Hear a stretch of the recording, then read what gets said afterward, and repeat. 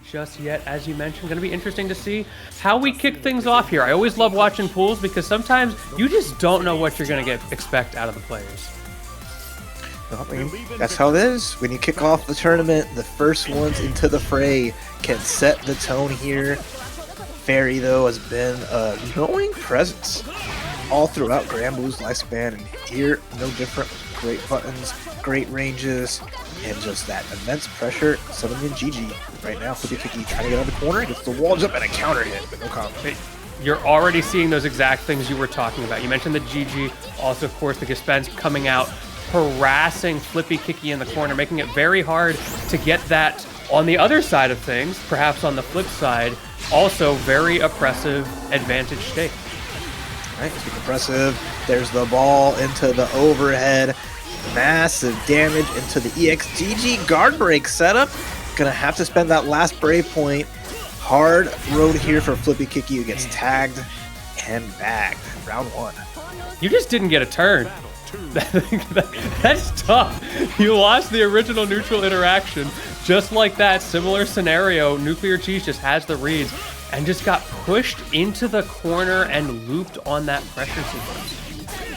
Yeah, always hard. I think Ferry does a great job of dealing with characters wanting to try to brave counter to escape from situations, and also Lancelot having lost his EX Turbulence invincibility ways back when, but Flippy Kicky's finding those hits just has not confirmed it into the damage that we would expect. Yeah, we're starting to see those teleports, we're seeing the fireballs, finally gets a pressure sequence started, and this is where you turn it around on Ferry, who is going to struggle tremendously, just like Lancelot did, to get out of this pressure, and sure enough, that's going to even up the rest. Alright, I talked enough mess, Flippy Kicky says. Hold my beer. Nice. 38 hit extension all the way throughout with the SBA to close out the round. Immediate turbulence. Gets past that dog, gets in, but gets pushed out. Immediate brave point, which can pay, which can hurt on Nuclear Chiefs. In the number of hits you get there on GG, that pressure on blocks, so difficult to deal with, and to get your timing right to swing out after it. Good awareness from Flippy Kicky to find that timing, to find the side switch as well, and once again, creating pressure in the corner after such a difficult round one. This is a completely different ball game already. Oh, they turned it up. They just got every combo working out for them. They made the right decisions to skip the neutral, get in Ferry's face. It's going to be on Nuclear Cheese to be able to defend the zone and also just whittle away at the life right here. Nuclear Cheese has been so good on round start, though. That Dispense has been putting in work. But this time around, it's the same as last time. You may get that original opener, but once we're in a more comfortable neutral game, once Flippy Kicky has that slightly longer range to sort of react to or outrange the whip, is looking a lot more comfortable turn stealing with the dash in, just like that. All right, Turbulence again.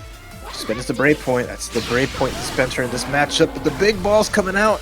Gonna get a brave point back. I like that decision. Nuclear Cheese just taking control of the neutral, spending what they got. Light advantage, but can they close up the round? What a clash! Was really reticent to commit there, and you can see why, because as soon as Nuclear did go for an option, down to 1 BP, by the way, you better watch that damage. Great reversal, able to find it and turn that around. That was getting kind of scary for Cheese. Man, help. The Cheese stands alone and stands strong. Trying to tie things up here. Has yet to pick that nuclear option, but the aggression is coming out. We're getting the GG out. There's the Turbulence again, and the punish on the whiff. So far, there's not been a good response. Flippy Kicky is just going to that consistently to reapply this pressure. Tries to bait with the dash out there. Nuclear Cheese not pressing a button. Again, showing the willingness to be patient. Patient yet again, staying alive. But the problem is with that patient, you are not taking your turn. Still in the corner, even after getting an opportunity to swing out. This is your chance. Right, the big ball's out. Some nice damage here as well. Into the corner we go. I'm just imagining a Turbulence potentially coming here. Oh, we used the ultimate and it hits for max range. This is might be the chance that Kicky needs to bring this back. What a great mix-up. Has not used anything of the sort this entire game. Great catch with the low as well. Back into the Rekka series. The Vortex, the mix-ups galore. and the combo to close it out in 17. Good stuff to Flippy Kicky, answering back. So back and forth in the set. Yeah, this is Nuclear Cheese's potential last chance to stay in that winner's side bracket. Jump into the corner of Big Blade. Solid damage. This is the tough part. You have no real escape in this situation except for using a Brave Point, and it gets baited. You just have so much time there. Gets to side switch back and set up Fireball Oki, creating, once again, the Vortex. It is activated, forcing an aggressive response out of Nuclear. Gets away with it, but again, that teleport in. It has been so on point every time. Maybe I won't, because either way, it's safe. But who cares about that anymore, because we are getting the exact character you predicted on the screen. It's Lowain himself. Yeah, say his name and he appears. Lowain with the concert sticks going up against everyone's favorite, wink wink, to be on the side here is Seggel versus FreeGolem. It's going to be a nice little match to follow up our last one. Once more, what I love about these Granblue tournaments is you always see so much variety. I know this is only a second match, but expect, a lot of fun. Two very popular characters. They're both definitely going to know the matchup pretty well. A lot of things you can do on both sides at a lot of different ranges. I think that's one thing that's cool about these characters, that they are very versatile in their movesets. They've got a lot of tools, though I think both tend to sit back a little bit when given the opportunity. Sitting back, got a big chunk, double chunk of meat. A lot of life back here to take that advantage, but the jump over is going to get a little bit of punish. Seggel not finishing the combo hurts him a little bit. And now they're at a deficit here. FreeGolem showing such a willingness to use those Brave counters as well, going for 2 in a row, and great spot dodge as well on the projectile there. That laser beam not finding purchase, but this combo gets the read on the throw attempt and reverses it into the human pyramid, and that's going to be it. I like that. Had the bar at the end to make a checkmate scenario, test how well Seggel can block it out. Couldn't handle the pressure. Pyramid collapses on. And we're going into round 2 with FreeGolem up 1. Best win streak in the game, by the way. Absolutely. It's so good. They're so coordinated. You know these guys stand in front of a mirror and practice that on the daily. Hey, they're bros.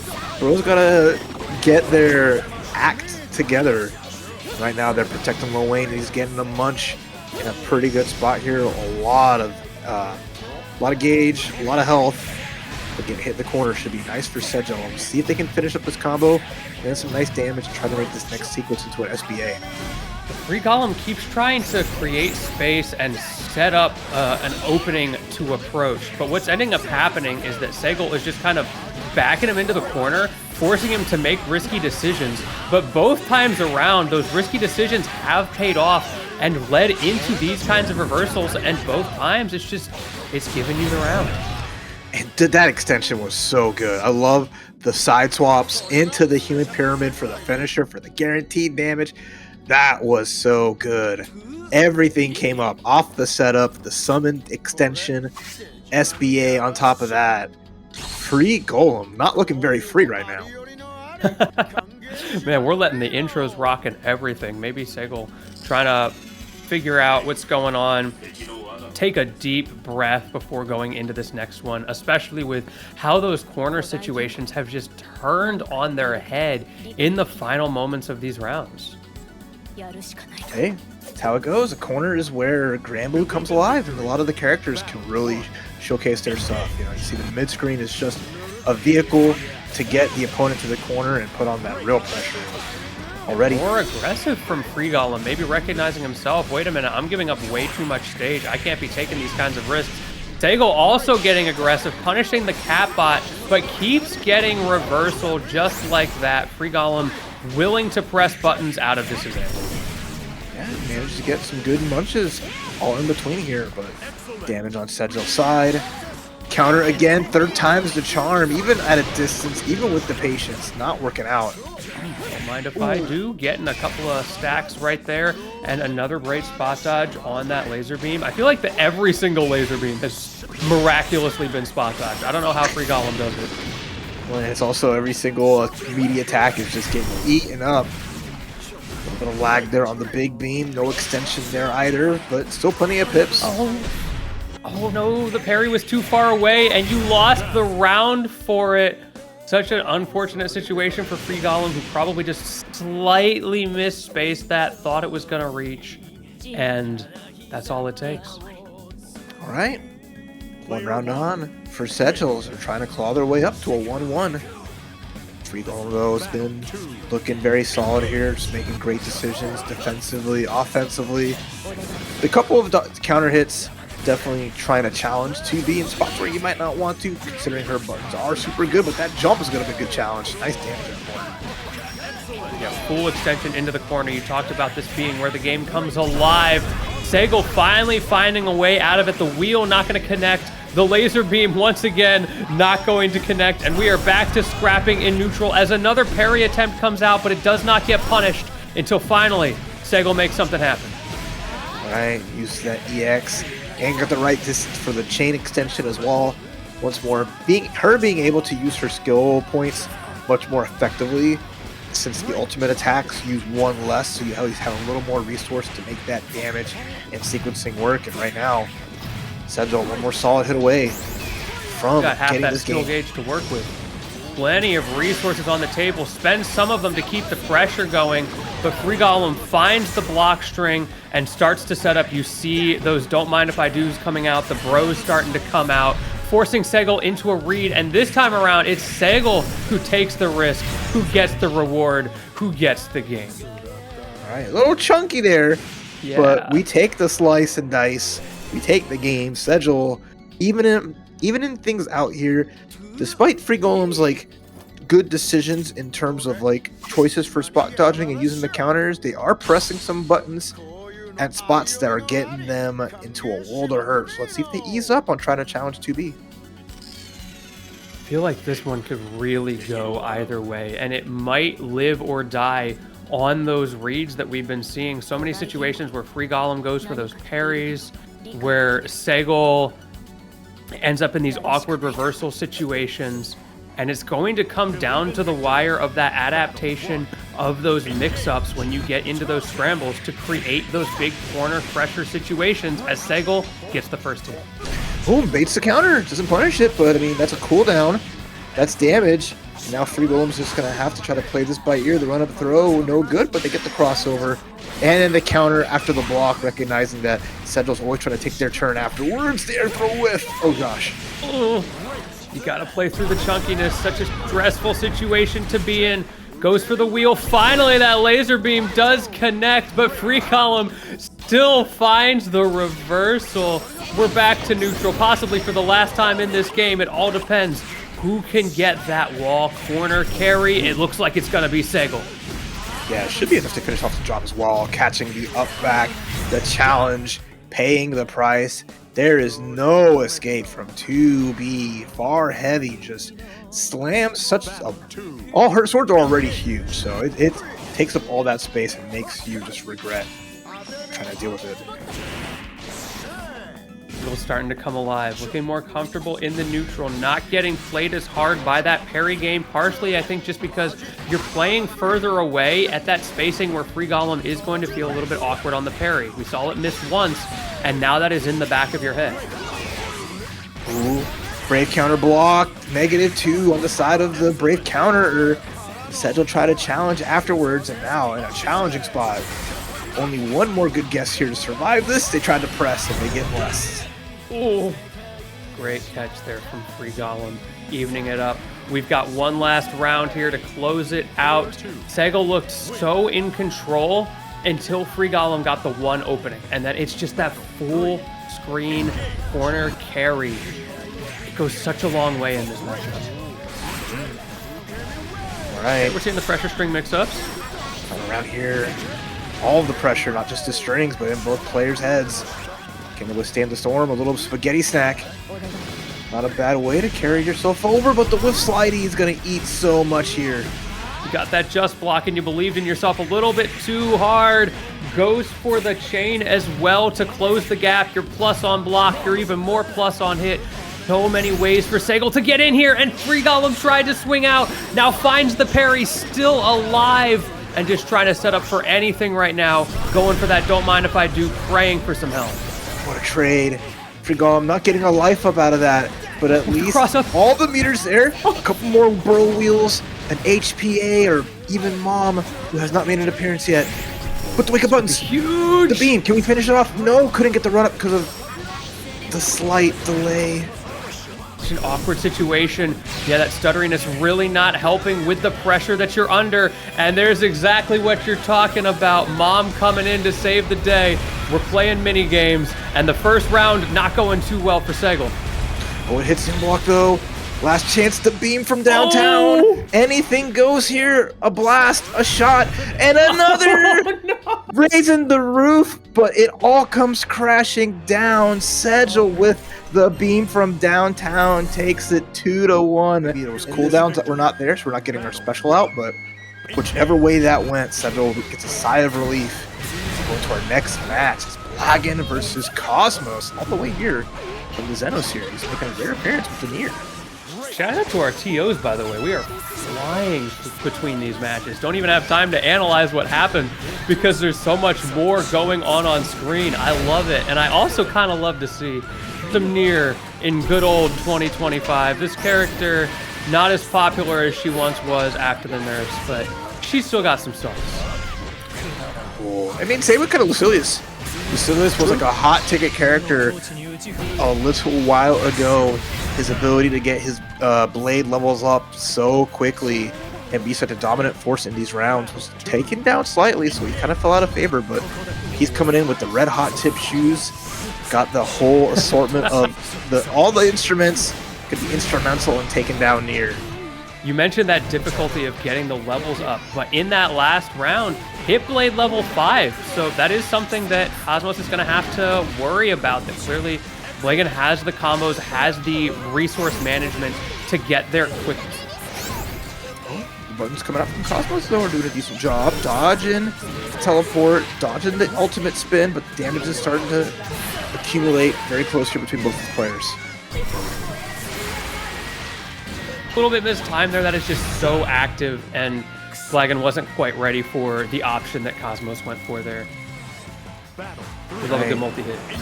We got our big Bonito in the back. And we got a nice anti-air round start. Kos-Mos going for the jump, not using the jump unique to try to drop Death down.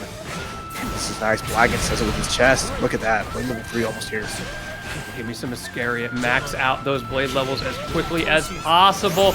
Great little anti-air there, converting into max damage with the Raging Chain.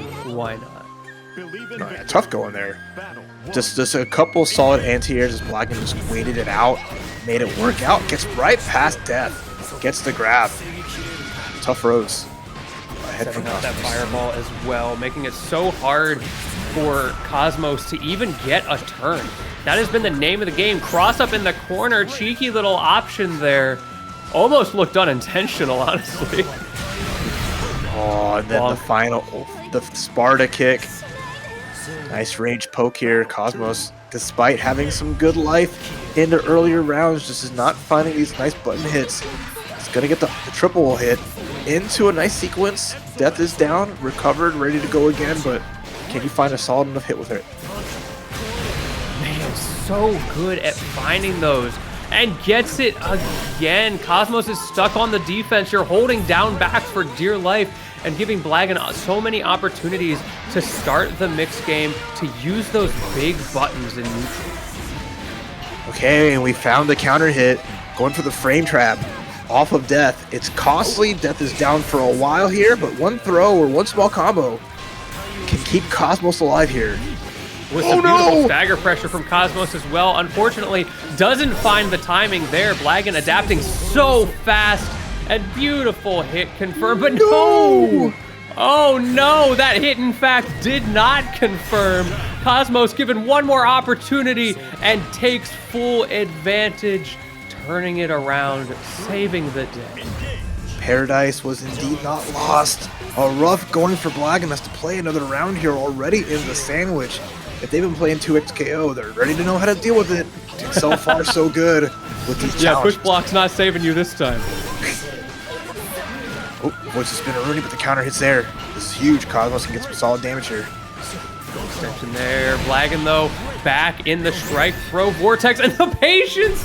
My man did not press a button, just waiting for Kos-Mos to move in, striking back. Ooh. But now Kos-Mos doing more of the same. Dude, we are scrapping back and forth.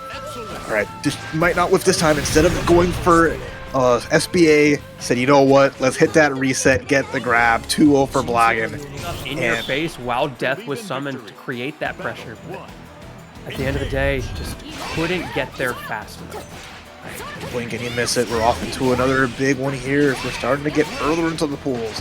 Dragalia showing up, representing Bonsai Gaming. Tillin with that Narmaya. The blue hoodie. Just a nice little accessory here. Disrespecc. Coming up with the Zooey, a popular character we see do well in TNS as well. Yes, both of these characters are well represented, especially in TNS. I feel like Narmaya is pretty popular across the board. A very cool character, but it's always fun to see Zooey making it work despite some of the weaknesses of the character. When she gets her offense, when she gets her Oki, it can just be curtains. Let's see if these curtains will be enough to shut out the light. But right now, Disrespecc in this corner, another Brave counter, spin out, and the challenge, Dragalia with zero fear here, despite being down around. Okay. This character's just so fast with those dash pressure sequences. Finally, Disrespecc finding a way out. See if you can set something up to make this worthwhile, but no! The timing from Dragalia is just next level. Right, challenges there, quick lights. See if they finish this off here, nice and simple with the Rage and Strike. Round apiece from both players here. Disrespecc, though, I know they are the underdog in this kind of matchup, but I believe in the power of Summer Zooey. When it's fall next week, she may have a little bit of a debuff, but right now she's raring to go. It's interesting to see. We finally saw that Setsuna starting to come out, but up until now, Dragalia, a player who is quite partial to that Setsuna, is been opting not to use it just by the nature of the matchup, by the nature of the defensive weakness of Zooey. You are much better off pushing your advantage and making her uncomfortable.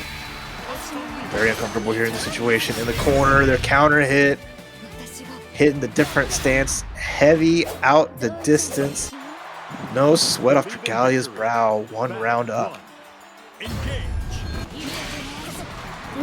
What a low strike. Okay. Again, just these mix-ups from Dragalia. That's something that makes him such a top player. It's so hard to get a read on what he's going to do, and it really lends itself to the character that he plays, having those two different stances, and Disrespecc just can't keep up with him. Yeah, tough spot to be in, right? When you have a character like Narmaya that can play these ranges, can get in on you with various different tools. And when she's up close, it could be menacing. And right now, just not figuring out a best way to survive. Setsuna afterwards, just for good measure. Yeah, Disrespecc has not gotten any opportunities to set up that Oki. We see the Summon Dragon coming out, but we're not seeing things like the Dragon Breath pressure that this character is so known for, because that defensive state is just so difficult to get through. And Dragalia, again, putting that offense, just a measured approach until they get to this corner where things have been really good for them. Finally, Disrespecc had a little something, used an ultimate, but got hit out of it. Not even much Dragon games to play with. It's tough. If you don't get your knockdown with Zooey, you can't keep up. That is the character in a nutshell. You get knocked down, you loop Oki pressure, and the way Dragalia is playing, that spacing is making it so that you don't have any easy confirms to make it happen. Oh! Quick. And the catch as well at the end. What a cheeky little Tiger Knee Crescent Moon. I don't know what's going on. Hey, for some people, 2xKO is their job. But right now, one of Granblue's strongest 9-to-5ers. They made this game work for them. Ryazo with the trademark Anila, bringing this out sometimes. Going up against Inochi, formerly Inochi Scarlet, on the Nier. We'll get those names flip-flop quick. And we're getting more Nier action. Very cool to see this character. I love when people stick to their guns. And I'm also, I'll be honest, I'm a bit of an Anila fan. I don't play this character, but I think she's so cool. I think so too. Unfortunately, it's looking a little Nier in action as Ryazo just understands the game flow to such a good extent, and so hard to like stop once they're getting their game plan going. But Inochi, she's finding a little something here off the wall, the rebounds, the wake up runs from Ryazo. Trying to use that fluff 'em stuff 'em to make anything happen, but more importantly, we do get the throw side switch, giving Ryazo a lot of space to step back, and that's exactly what we're seeing. Just stepping back, throwing it down, and using that mix-up game. Am I gonna throw the fluff 'em stuff 'em? Am I gonna block to the future? Good luck, have fun, I'll be over here. Alright, well, we're over here in this corner. But you gotta watch out. There's that max range sweep. You stood up into the low. Here we go. Corner extension is good. And the round is Ryazo's 1-0. That sweep is so critical to the toolkit at that range. The fact that you can hit it from there when you are already creating so much block string pressure on your opponent because of that mix-up game on the fireballs that we talked about, it shuts down their ability to walk forward and stop you from playing that game plan. Right now, here's not getting a chance to play once more. You know, she had to burn the Brave Point. Gets the cross-up setup into a grab. That's nice. Ryazo content to just wait this out. Not going to go for a Brave counter unless it really needs to. You've got full stocks to work with, now down to 10, so a lot of opportunity to get some big damage in the corner. Ends up spending all of it and gets the throw as well to try to fight that cooldown. But now you are in this situation where you just have to block. You have to hope you get it right, and does get it right at first, but unfortunately the follow-up is going to find purchase. Ryazo throwing a little bit of funny games there with the over the fence and then the super to cover the disadvantage. Yeah, saw the gap, made it count. Match point for Ryazo. The fence is crossed, the counter is hit, and Inochi's in this corner. She has to weather the storm. She get past the fluffy stuff. Holy stagger pressure, Batman. Ryazo just in Inochi's head, and then when you do find the hit, is always ready for the hit confirm on top of that. So hard to do both at the same time, but look at the reward you get off of it, as that final throw is enough to take the game. Yes. Every special move, every hit, just... Yeah, I'm a big fan of redemption brackets because, to me, going 0-2 is not enough. I need to make sure I go at least 0-4. Gotta get my money's worth out of a free bracket. And I want to see the player to get their money's worth too. We have 36 codes left on that match arena. If y'all check out the link that's in the chat, a quick 2-tap can use up some codes, throw in a quarter, and if you want to directly donate, that also means a lot to the players as well. We're at $103.50. Yeah, it goes such a long way. Just having something to play for, and again, shout out to those who have donated. The fact that we have that as we are getting into our top 16, top 8 qualifier, I believe here, of a Lowain and Ferry. Some more long-range gameplay. All right, and Iago, aka artist formerly known as Wacky Pie, bringing out the wheel, making some space. The slide is good, but Satoshi, makes Iago burn the bar and has 100-meter here. Yeah, gonna send out the big ball, and the bros are no match. The big ball of gas going to do it, taking that first round. I feel like this matchup is such a interesting baiting who will blink first kind of game at long range, because you've got on the one hand Ferry, who has that long range and can get some very strong confirms off of it, and on the other hand you have Lowain, who's got the setups with the don't mind if I do, with things like the cap bot, the bros, that can start very oppressive pressure sequences.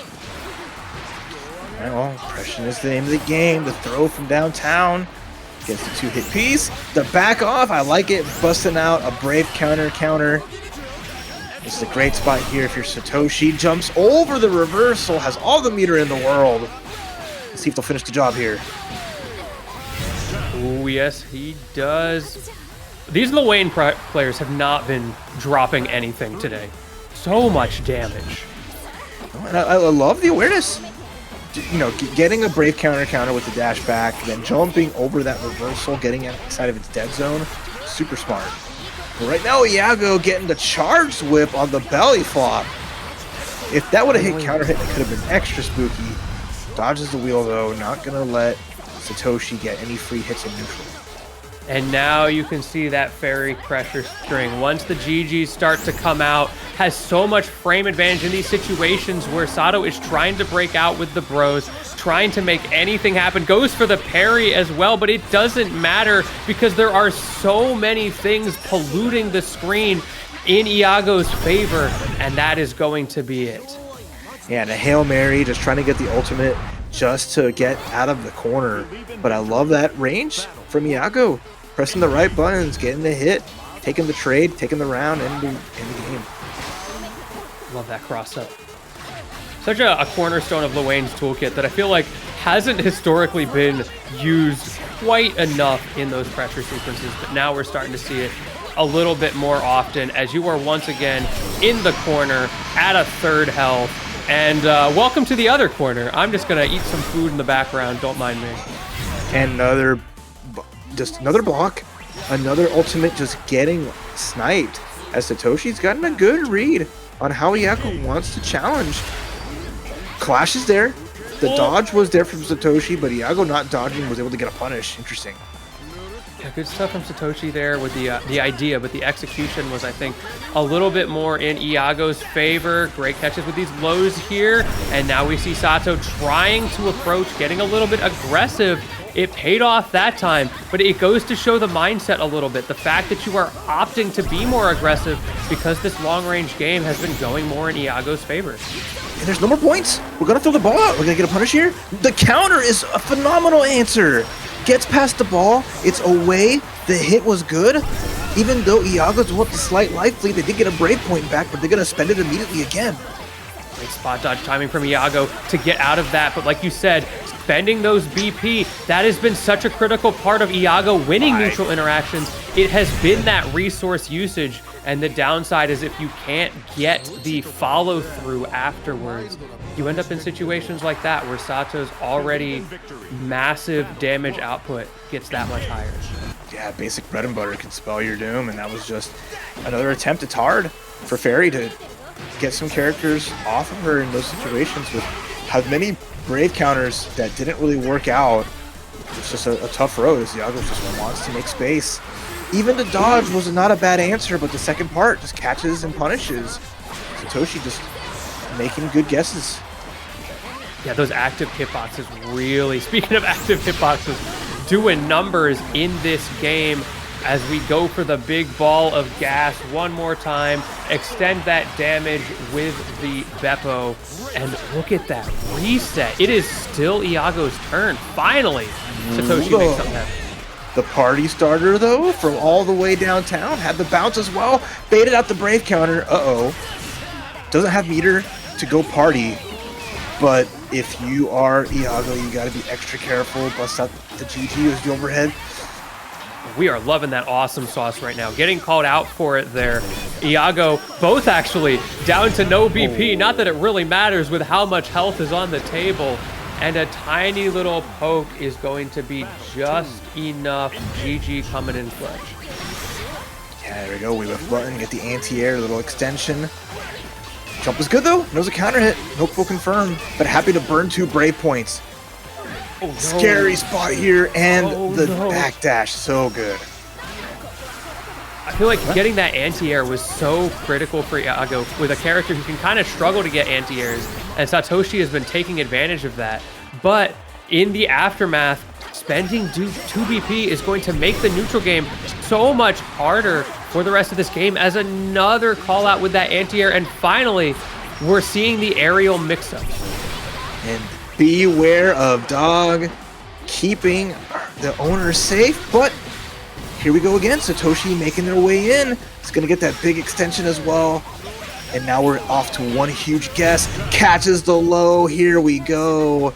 Going to a final round here in this great set. So many of these sets have been so tight. So many last round scenarios. Unfortunately, only one can go through on winner's side. And right now, Iago is trying to make a case, just walling out with these normals, making it so hard for Sato to get the win con set up on this long range. That right there, trying to get set up, finally gets an opportunity, and that's where the meter burn starts to come. Oh, and can't get the crossover on that one. Try to get past GG, no dice. Good took of damage there. You're in the corner. Another extension as well. We're going to cash out. This is all Iago here. Has all the brave points. Oh, I don't know what you can do with Satoshi. You're going to need a miracle. Being back to the corner, you can't do those dash backs to set up the bros and Catbot anymore. Takes the risk on the wheel, not able to find anything because Iago has been so good at consistently spot dodging that. And it's fine that you take a little trade there, getting rid of that Catbot because it resets that Ferry advantage state. All right, 2 break points down. I mean, Satoshi needs a miracle. Oh, try to anti-air. Oh, Tarzan saving the day. What a mix-up, saving that for the 11th hour. Does force out the final BP. You're going to get one more here with the big ball of gas. Sato feels the pressure, feels the need to go in because you're going to get chipped out, and Iago knew it. No, masterclass of defense. Man, in April Fool's video is still just absolutely stellar. Silk Song player going up against Go Jita here. Let's see if Hornets #1 fan can get past this. So far, so good. In the corner we go.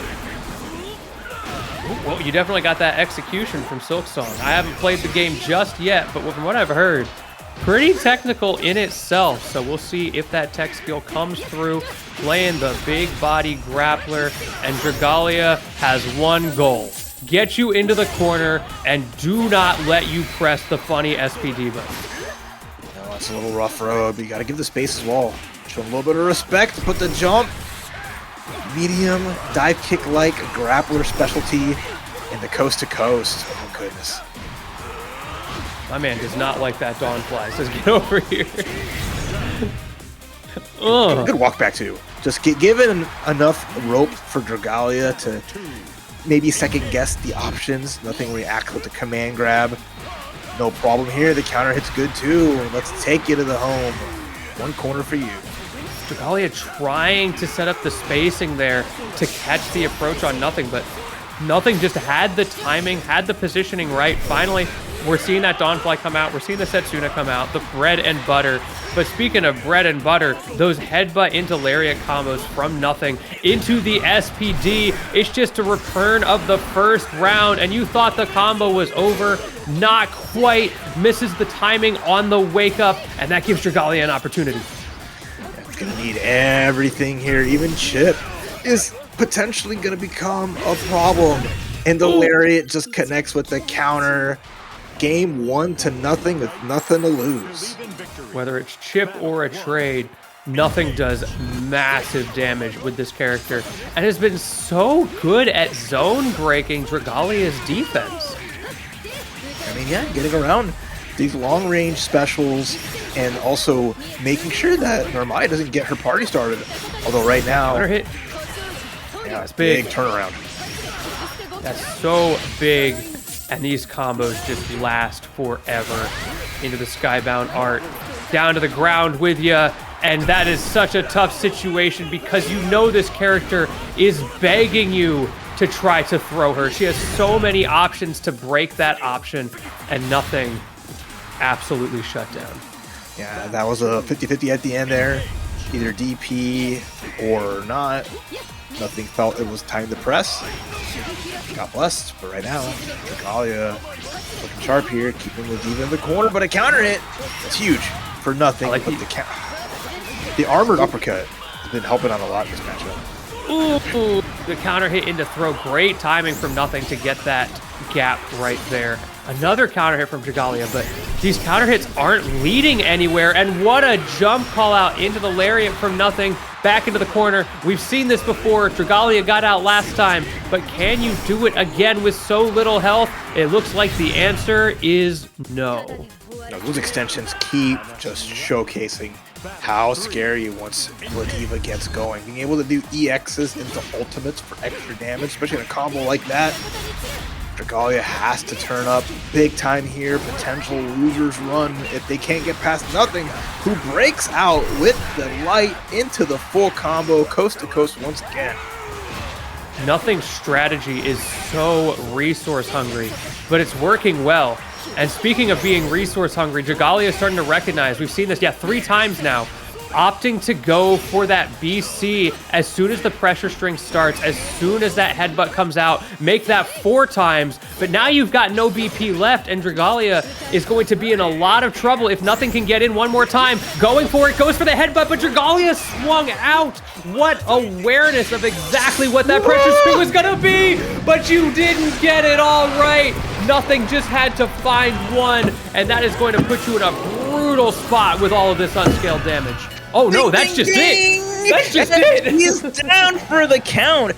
Your 3 brave points counted down. You can learn so much about what actually works at a top level and understanding that skill gap, as we are about to see 2 top players duking it out in top 8. It's Ryazo, it's Iago. Let's see what's got what it takes to stay on winner's side. The soft stuff, ever so fluffy Ryazo's like, I'm just jamming with Anila. Y'all can get into social media spats. Y'all can complain about characters. I'm just gonna bring the fluff stuff and make it work out. We're up against Iago's Ferry. Yeah, I gotta say, with how fluffy they are, they certainly do a lot of damage. Like, there's a physics problem to be solved here. Speaking of those bounce physics, putting in work for Ryazo, getting an early combo starter, putting the pressure on Iago, who was stuck in the corner already. Yeah, Ghost with the glass jaw, can't take many of those 6/6Hs. And the scary stuff too, all these ultimate skills just run at you. One of those hits could be so much, but look at Ryazo navigating the GGs. Yeah, Iago trying to catch catch Ryazo walking back with those swipes, but just not able to find the positioning. Ryazo is just perfectly placed outside of range. Finally gets the catch, but no big extensions off of it, and it's actually Ryazo who gets some chip damage, but it's so back and forth in the neutral. Right, making our space, trying to see what we can do in this position here. Iago, with all the meter in the world, needs a solid hit. Could take out 2 brave points, can at least get a chance to get this round back in their hands. There's 1 start. Okay. Let's see what we can get out of this. This is the opportunity. You got... Oh, did you press a button? What awareness from Iago, able to get through that. I thought he got hit. Reversing the reversal? What a decision! To land into the GG for the extension was insane. Iago takes that back. And insane is the raid we got from Khalil. Thank you so much for dispensing your viewers here for this top 8 Granblue. You all came in at a great time. We've got Ryazo versus Iago duking it out on winners semis, trying to get to winners finals, winners side here. And it looks like Ryazo is once again going to get that early lead. But Iago brought it back last time. It takes 1 corner scenario, 1 right read, and that could be it. Right, extra careful here, just getting over the hurdles. Dealing with a character that has, a lot of ways to fight Ferry at that range, right? But nice counter hit. Iago gets the anti-air as well. Doesn't knock into GG, but a hard knockdown is still really good. The chip damage game from Ryazo is starting to get a little bit outpaced. It's very effective when you're chipping, but as soon as you get walked into the corner, you can't dash back past these long-range normals. You create scenarios like this. You get GG in the mix. Ryazo forced to make a read, makes that read, and this time, unlike that first round, finds purchase, gets an opportunity to close that gap, gets another opportunity with the clash, and finally finds the opening to close out the round. So we get the Buster Sheep coming through for that damage, and then just managing run-up DP, all that just crazy sequence from Ryazo, just to keep this round in their hands. Insane. Okay, get off me. Let me set up my GG, hold these plus frames. But again, Ryazo just walking backwards. When you can get in afterwards, it's super worth it. But it's always such risk reward because when you get it wrong, you create this situation. Again, forced to make a read. That time it did not pay off. Trying again. All right. Even stuff here, but the counter hits none too bad. Spends the ultimate to avoid the GG, but the ultimate spin is trying to make Iago win. Extensions with GG. When's that block string end? Ryazo was not confident on when to swing. It's so hard with how active that hitbox is. Goes for the short hop. Opportunity. We do see Iago is out of BP. Gotta be careful. Yeah, it's a tough spot here. We've seen what happens once Ferry gets duffed by the one magic hit, but finds one of their own. And Iago. Game number 1. Ryazo's trying to ask the question, how many flicks does it take to get to the center of Iago pop? Well, we never know. With the way that was going, I think it's a lot. Ryazo was so good at the chip game, especially we saw it in those first couple rounds, just making it really hard for Iago to walk forward to create the space. But critically, those low pokes that Ryazo was relying on earlier in the bracket get outranged by Iago's pokes, which means you're a little bit relegated to either that long-range chip game or zone breaking. And what kept happening is those dash backs repeatedly trying to stay out of range were getting Ryazo cornered, forcing the hard reads, and Iago was so good at punishing them. Taking a punish, another wait and bait, just happily just letting Anila's reversal just die to the GG, and now in this corner, I don't know, over the fence is not going to get you out of the corner, and this is going to be a tough little position here where one small combo can spell match point for Iago. I'm loving the stagger pressure from Iago, just making it so awkward for Ryazo to know when to press a button. It's very clear that Ryazo is a little bit uncomfortable in the corner. Ooh, the delay break, and that gives Ryazo the plus frames they need to hold forward, to combo into the super, and to get the kill. Answering back, it is not over just yet. And that was a big player call out there from Ryazo, recognizing that it's an Iago with 3 BPs. So they've always been eager to go for Brave counters, so did every option to bait a Brave counter with the throw, with the hop over into nothing, just waiting for that chance as Iago's trigger finger just gets called out. There's so many reversals happening, whether it's a DP, whether it's those BCs you're talking about. Resources are being spent. Ryazo, the one who finds it. And I love that little walk forward during Iazo's getup, just making sure you are all the way in the corner so that I can get this max damage corner combo, which pays dividends, getting you on the board. It's one apiece, but reminder, y'all, we are in 1st to 3 territory for all the top 8 here. So there's going to be a lot more to play for. There we go. Well done there, as our wonderful staff says, buddies, don't misinform the viewers here. They don't know any better. So that was just a game 1. Or that was just a game 2, by the way. We're in it for the long haul. Can the hungry wolf take a nice chunk out of the sheep? Or will the fluffy army manage to make it out? And so far, Ryazo's making some good answers here. I always feel like in canon, it's got to feel so bad when you lose to a character like Anila. Like, she's just throwing sheep at me, and there's nothing I can do about it. Like, how is this a real fighting style? It's sheep versus ghosts, which is like, only in Granblue may you see like these type of things. Ghost dogs. Surely there's a type disadvantage there, right? Well, typically normal isn't very good against, not very effective against ghosts. If it's right normal and ghosts, then they just like can't hit each other. Yeah, right now Iago's making sure the ghosts have the advantage. No ghost slander here. Ooh, great timing on that sharp angle dive kick, using the exact right tool for the job. Able to take the round there, making sure Ryazo knows you can't throw out those sheep for free. But what does Ryazo do in answer? Have another one. Oh, counter though. Small little hit. Gonna get GG out. Nice evasion. Ryazo's done a great job of not having to be in block stun in those situations, even finding hits to trade. I think part of that is that Ryazo is so good at mixing up which of those sheep options they go for. Whether it's the fluff 'em, stuff 'em, the flock to the future, and even on that, which flock to the future you're going to use. Are you going to jump off just like that, creating that solo projectile and giving yourself the chance to set up? Or are you trying to zone break? All right, try to get a back throw just to get that space, but Ryazo ready for it.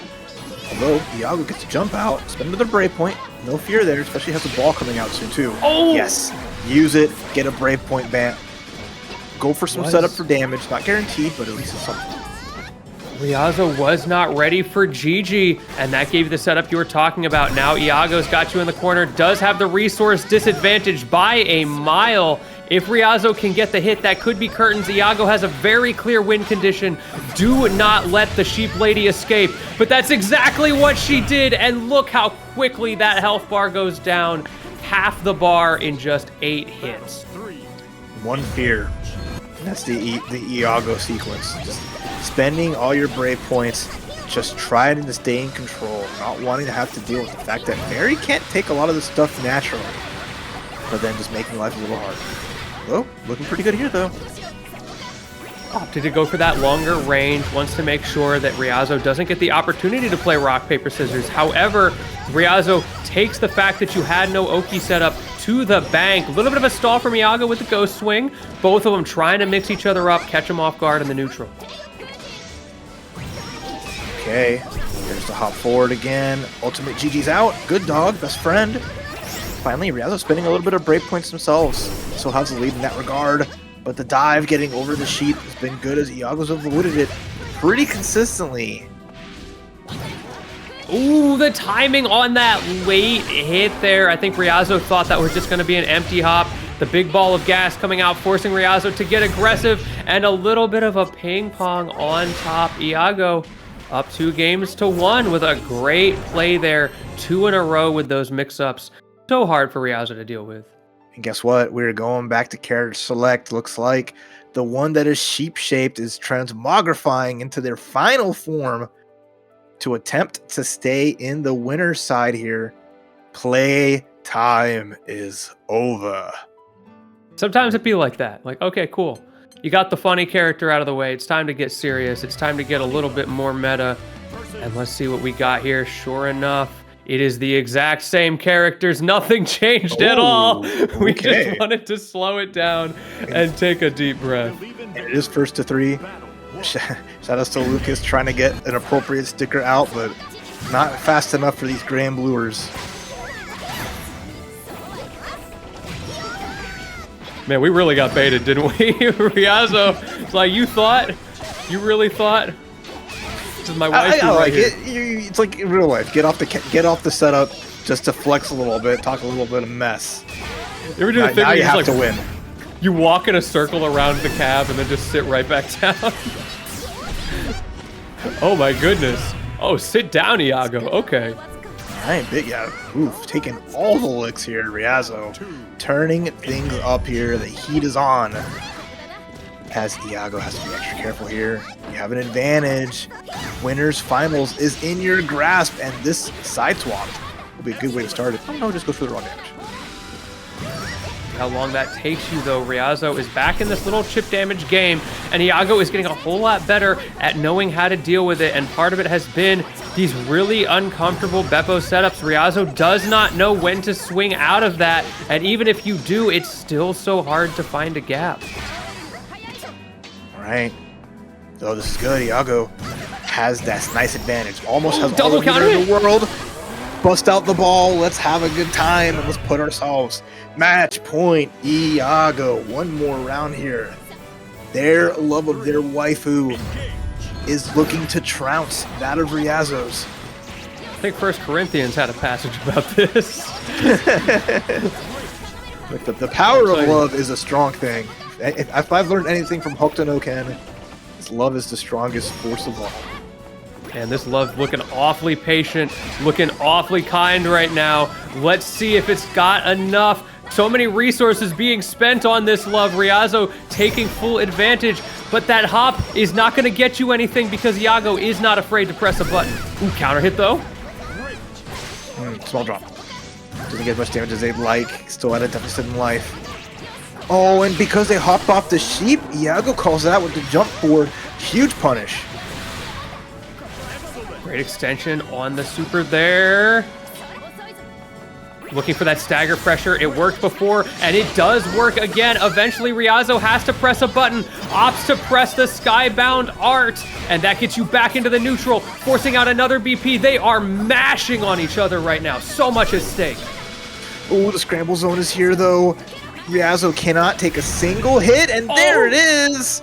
With that slap, Iago 3-1 over Ryazo. All right. So we have Soriz versus Ladiva.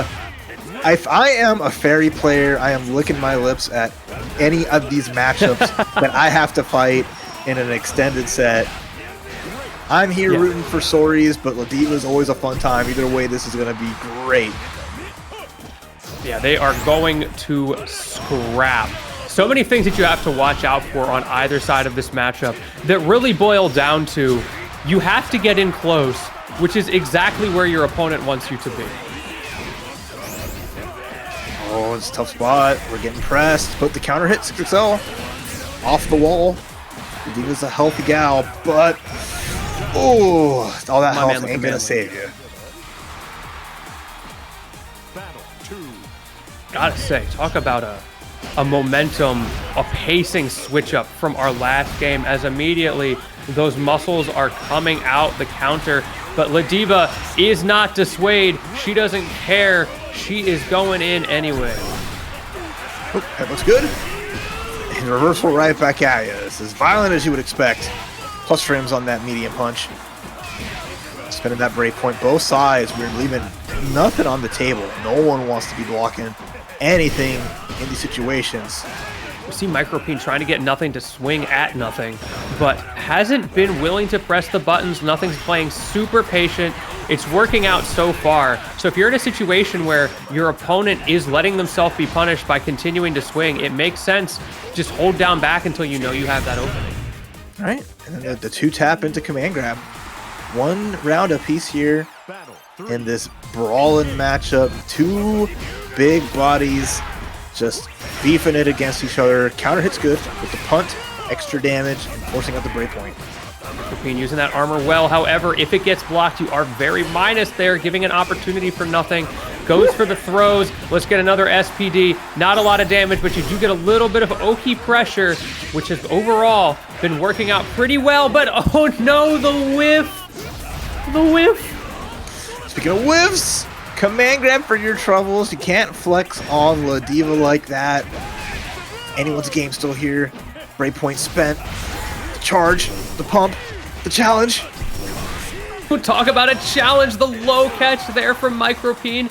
Getting back into this after such a scary situation, forcing out the final BP. Is that going to be enough for Nothing off of this? Goes for one final throw, but this time around, Micropene was ready for it. The rock, paper, scissors has begun. What an excellent corner backdash. Bet it all and came up in a big way. Game number 2 here is again, this brawl is continuing to go off the rails. No brave counter for you. That -2 means that Ladiva is going to force you to take this mix-up and the counter hit. Here we go. Man, and you get to use these SPDs extra in this matchup because Soriz is going for those armors. He's trying to build those manliness stacks. And it's so hard when you don't have that opportunity in the toolkit the way you normally do. That's true. And you mentioned armor, and we saw the armor beat the reversal as Nothing just calls things out. Nothing, though, already spending 2 breakpoints. That's a lot lost here. You see this damage just oozing out. Where's your life going? Such an RPS matchup here, and so many different RPSs to think of. You lost 1 RPS there, Nothing taking advantage. You lost the RPS again. Micropene struggling all of a sudden. The momentum so back and forth as Nothing continues to spend all the resources. More resources being spent, but critically, you are stuck in the corner. Finally, Micropene gets that manliness activated. Will the install be enough? Oh my god, that sucks! All your meters spent for one last chance. But the breakpoints, defense both sides, goes crazy. and no one cares. Nothing was like, you know what? I bet the farm to get this far. I'm gonna wake up buttons, the neutral jump, baiting maybe a wake up command grab, don't mean nothing. And The survivability 1-1. of that Macho ultimatum went such a long way, but nothing just kept getting the right answers there. Multiple throws, finally the strike at the end. Not even the buff was strong enough to save Micropene. However, it's still an even match, and we still got at least 2 more on the table, so plenty of time for that RPS to swing the other way. Man, we are RPSing all the way. They are throwing rocks all over the road. It's a mess here, but we're finding that nice damage into the corner we go. One more mix-up. Should be no problem. you Too misspaced. far for that.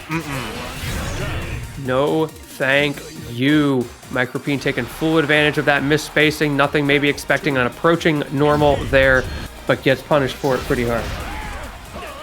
Yeah, really crazy way to go about it, but hey, you know, if you keep your space enough, even as a character like Soriz that wants to get in the grill and make things happen, just if you don't let a grappler cook, even as this, it works out.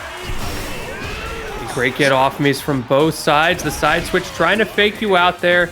Nothing, not deterred. Fighting back. And those instant BPs on the headbutt. Those have been the name of the game for everybody going against Nothing's Ladiva in this bracket. And you can see why. Because as soon as Nothing gets in, that can just be curtains. Absolutely stellar. Recognizing that a reset after using up all the brave points could spell the doom of Soriz and Micropene Pasta. It's a tough road, but we're fighting through. Oh, that's a lot of damage.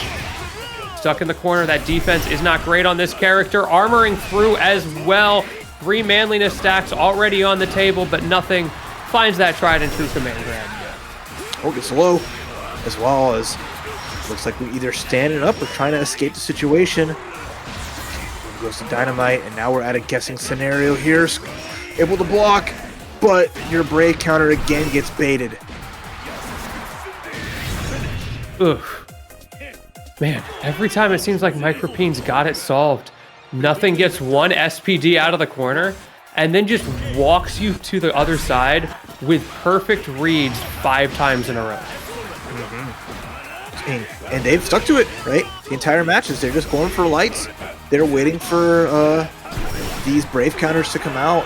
They're finding these spots to hit the reversal headbutt with the ultimate, and just they've played enough that they know how players kind of play through these situations.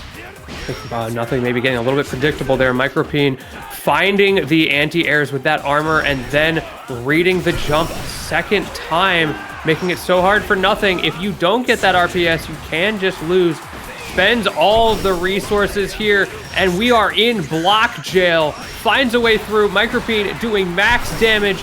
Might not have the resources to get the kill, but you've got a terrifying Oki situation, and finally the low catches it. I think you were going for a jump there, because Micropene is going to be expecting the SPD eventually.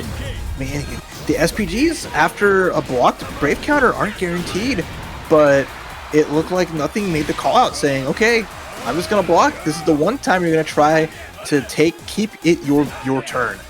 And then just made that count as Nothing just has a read on the flow, and then it's just working out so well. Oh, the misspacing though. Both of these characters a little bit stubby that time around. It affected Micropene. The other time it was Nothing. But at the end of the day, one thing is certain, and that is that SPD damage. All right, this is the ultimate reversal starting to miss their mark. We're going to get the Larry to love.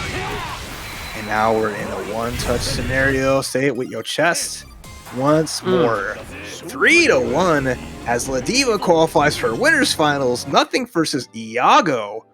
A zoner versus a grappler. Sato. Lowain versus Nier. Who wants it more? I look at my calendar and I'm like, is the year 2024? What's going on? Yeah, something's Inochi's a little bit up. We don't got to tell these guys though. Hey, it's Inochi's ride or die. She has been repping this Nier, and puts her heart into it, so I'm excited to see what she brings here. And it's a funny matchup. As right now, took a lot of damage at this point though. No one's spent a Brave counter yet. It's been a little, well, as honest as it gets in Granblue. Yeah. You almost had me for a second there. Honest parentheses in Granblue. One thing we did see that was critical, and we just saw again, is the way Inochi is dealing with Sato's Lowain pressure, whether it's the wheel, whether it's the bros, knowing the timings, the positionings, and there we saw it again, knowing exactly how to deal with those. But of course, it's a little bit of an RPS because you might have spot dodged the wheel, but Sato knows that's coming, so got the hit. Unfortunately, no hit confirmed, so you're still in the corner. Oh, and yeah, burn those break points. It's a chip problem, but with no break points of their own, Inochi eating the damage. Into the corner we go, and now it's a guess for game. The counter hit! Air to air! Wow, what a call out on the jump out. Wow, wow, wow, wow. Sato guessed right at that critical time. You pointed it out just in time. The lack of BP. Inochi may have gotten the win con set up, but you were just so weak on defense from that point where it just took Sato getting one right guess to turn it around. And it looks like we might be seeing more of the same. You've got more resources this time. Can you do something with the cross-up?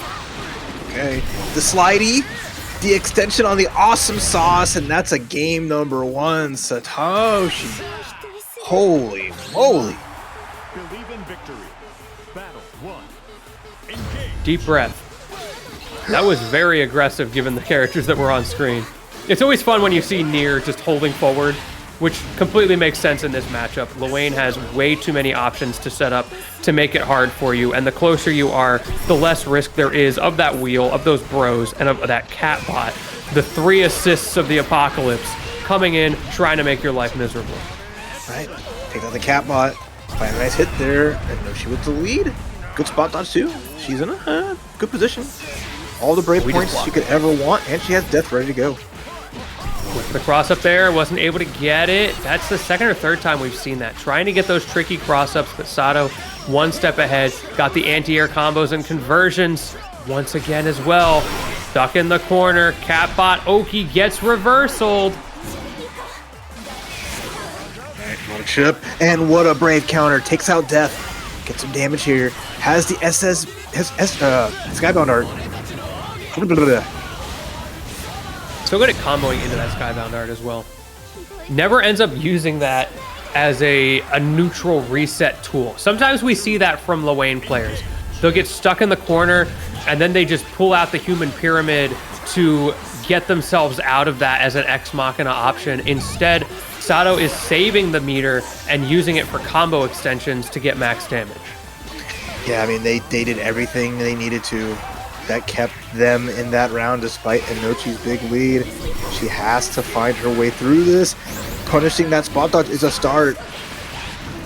Going down 2-0 is a tough spot. Someone who's well-versed in death knows 2-0 is a quick way to Tartarus. I love that usage of the don't mind if I can do mid-combo. Optimizing, getting another one out as well. Just that little bit of extra resource, that sugar and spice, potentially going to go a long way as you get anti-aired back into the Shadow Realm. She got launched back to heaven. So far up that she ended up back in hell. Just death goes home the one way it knows how, and now it's a last chance here for Inochi. It is a 1st to 3 still in top 8. So that is not the end of the match. If we can get a return to our players, yeah. Let's give them a little bit of ring.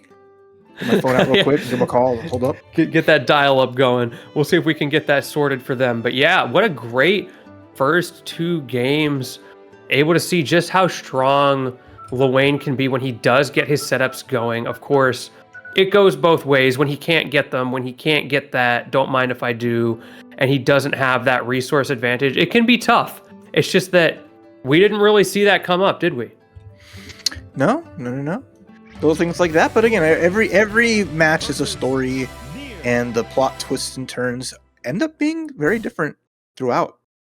But now we're going to go to our 3rd game here between these two, as it is not quite over yet. Ooh, the immediate jump forward. We love some awesome sauce out here. He's trying to put something tasty on that food he's been chomping down on this entire time. Got away with it for a second there, but now we see Inochi getting a little bit more scrambly. Oh, Clash Warps with the 4-frame option from both players, keeping things safe here. And Inochi, another strong round start. But we crouch and hoping that Inochi went high there. No dice, unfortunately. And Sato about locked down right now. Finally getting a chance, but it might be a little too late. And they've come back from scary spots. Doesn't get the combo, got a little bit of food, but the ultimate spin, that was nice. That was like one of the only options that could, like, from that range to counteract the meal.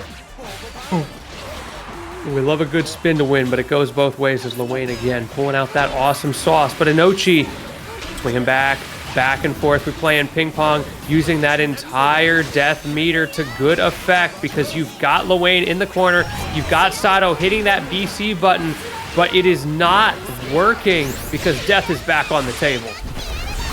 Okay. Haven't seen that SBA in a minute. Forgot how sad she gets. She is upset, all right. She's not having She a has good day. seen enough, all right. You fight Lowain in a 1-3, you'd be upset too. I get it. This is another one of those how is this a canon matchups. Like literal death versus 3 little guys. Oh, great spot dodge. Death gets kicked in the face though, knocks her out real quick, but the jump from Inochi hits the mark and get a little bit of death back. Great extension into the corner. This is the win con for Inochi. Did so well when he got Sato in the corner last time. No big punish on the throw break attempt there from Sato. However, you do get the reset, able to keep the pressure going, and finally finds a clip, finds the round. We are back in this. After Inochi thought it was all over, left the lobby. Suddenly, you are up in game number 4. You have an opportunity to bring this back to one final round. Let's see if you can pull the trigger. Yeah, renewed resolve. After that brief escape. This is a different shade of Inochi. Scarlet? No, this is Crimson. This is the blood of Lowain coursing through the stadium. Although, Satoshi finds the hit, gets the bro out with the throw bait setup, and great damage coming out. And what a great setup there, and extending as well into Catbot to the corner with Yi, but great timing with that reversal from Inochi. Unfortunately, however, Sato found the gap, swung right back, and closed out the round. All right. Oh, the clash again on the dash attacks, and just a brief high five as we're in the match point for Satoshi. In the corner, they get out with the flop. It's that classic cross-up. Nobody has been ready for it tonight. We'll have to see how that develops in the meta. And what an answer from Sato. Knew exactly what Inochi was going for. That gives you an opportunity to set up. Catbot gets a little bit of a clip, which saved Sato's life, which gave you an opportunity for the extension. The bros come out, but so does the reversal. Inochi's still alive, and there is no resource on either side right now. We get a break point, though, with the HPA. Now, Inochi just has to block her heart out here. No problem there. The bounce back. Death is still active as well. Anyone's game. 0 break points on the side of Satoshi. Oh, no meter here. Cornered himself. There's the answer for the cross-up. Inochi was ready for it that time, but any hit will take it. And sure enough, we get it there. Sato's going to be terrified of the chip out, and unfortunately, just gets closed out the old-fashioned way. And look at that. It's game 5. We have a game 5. I was not expecting game 5 to arrive here. Satoshi in the driver's seat until this point. Inochi, though, has taken the wheel. And as they say, 3 things in life are inevitable. Taxes, Granblue, and death. Interesting order of prioritization there. I think Inochi might feel the same way. However, that death might be on the wrong side of history, as Inochi is the one who is at a deficit at the moment. Great usage of the pressure string there to force the BC. Sato gets to set up, though. Okay, the jumping confirmed too off the ultimate. Evened up here. great low. We haven't seen that yet. Sato finding the mix-ups when he needs it most. All right, once more. Match point for Sato and the bros. Can Inochi keep up this miracle run back she's making right now? Or will the team cruise through here? There's a counter hit. In the corner you go, and that's some massive damage. Gonna just set up the punches, get a grab here, and now we're almost to just a guess for game scenario. Beats out the bro, gets the reversal. It's a little something, but you need more than that if you're Inochi. Yeah, Sato is just forcing out these reversals. Always holding that advantage, holding the pressure. No way. So tricky and a great conversion to close it out. And Sato, after dropping 2 in a row, turns it around in that deserved, by the way. But that's not what we're playing right now. We got Vaseraga for the first time this tournament on the stream. Super excited to see up against Narmaya from Dragalia. This is going to be a high-octane match, isn't it? Oh, absolutely. I think Yasuo would go crazy in Granblue. I don't know if this kid would be ready for that. We are not ready. Okay, some hits from Obby though. They got some small conversions, and look at them rushing down. This is standard Narmaya. Not gonna brave the EX wave. Yeah, I mean, your game plan as Dragalia right now is don't let them walk on you without getting checked. Don't let them get that Soul Forge started, because once the momentum swings, it can be so hard to shut down. And sure enough, didn't even need it because you're so worried about those other options. The classic strike combos, the high damage is going to do it. Okay. We're in this corner here against the Soul Forge. The extra scary part, but a good reaction with the reversal. The armor DP is going to be good against those mid-screen charge attacks, as we've seen already from Dragalia. Not having a 5-frame normal makes it so hard for Dobby to get out of the corner. Does manage to do so, using that Soul Forge to gain some screen, and great usage of the EX as well into the ultimate, making it so difficult for Dragalia to find an opening. But critically, Dragalia gets through the pressure, puts those skills on cooldown, and takes full advantage of the strength that gives you and the speed of that dash that Vaseraga just cannot contend with.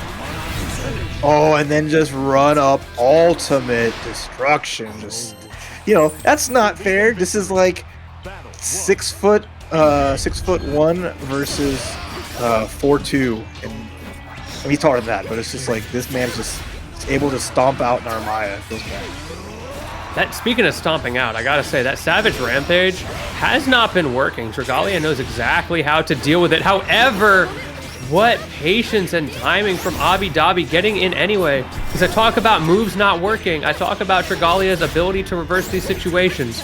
But at the end of the day, it's Dobby who's up 1-0. Ooh, the reversal whips though.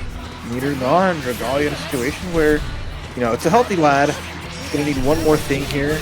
Never mind, wide. The last hit of the combo just does enough to say, Wrath, shut up. Sometimes it feels like that, but Dragalia does get on the board. And we're seeing the same thing we've seen every single round. Dobby is so good at getting that Soul Forge right at the beginning, but has been struggling to get it in the neutral after that. And I feel like that is a place where Dragalia can potentially find a win con. If you can prevent that early Soul Forge, you can potentially turn around this early game so you're not fighting from a deficit so often. Okay. Big scoops.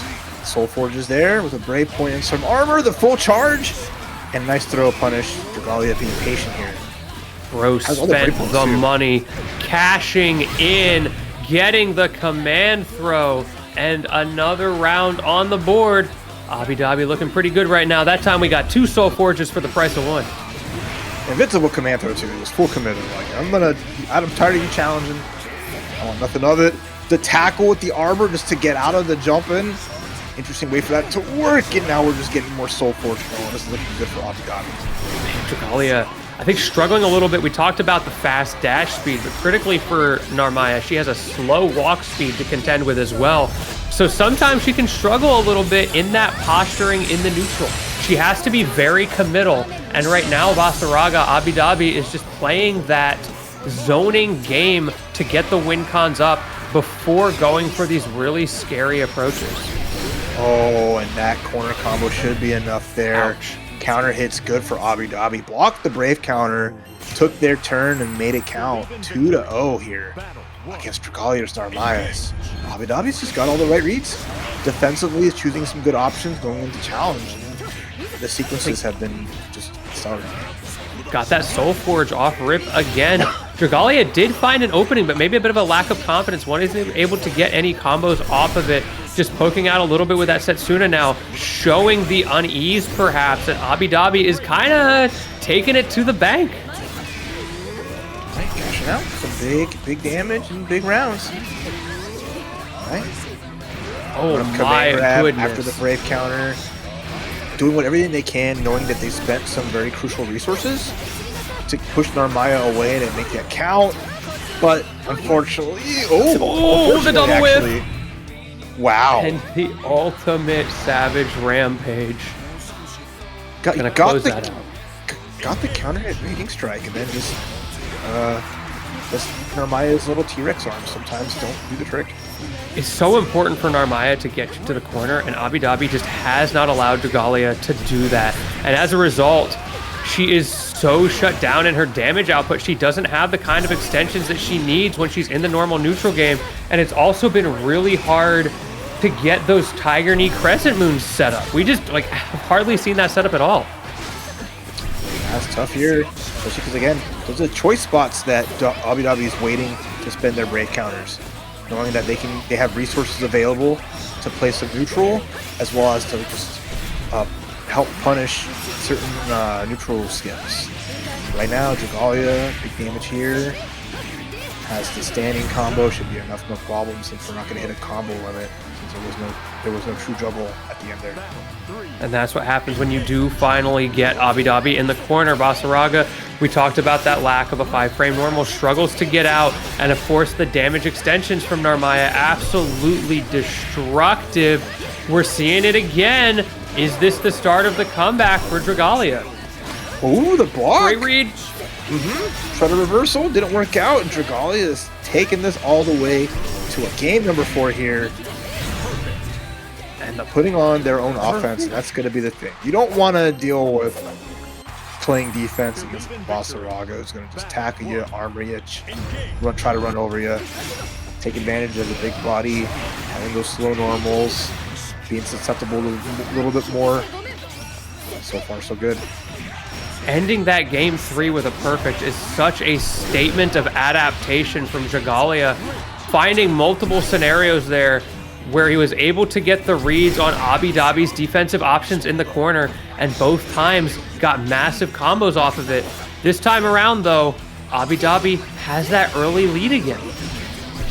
Okay, let's see what they can finish it here. Dragalia has some resources, unfortunately gets hit by that big ultimate, gets stomped on again.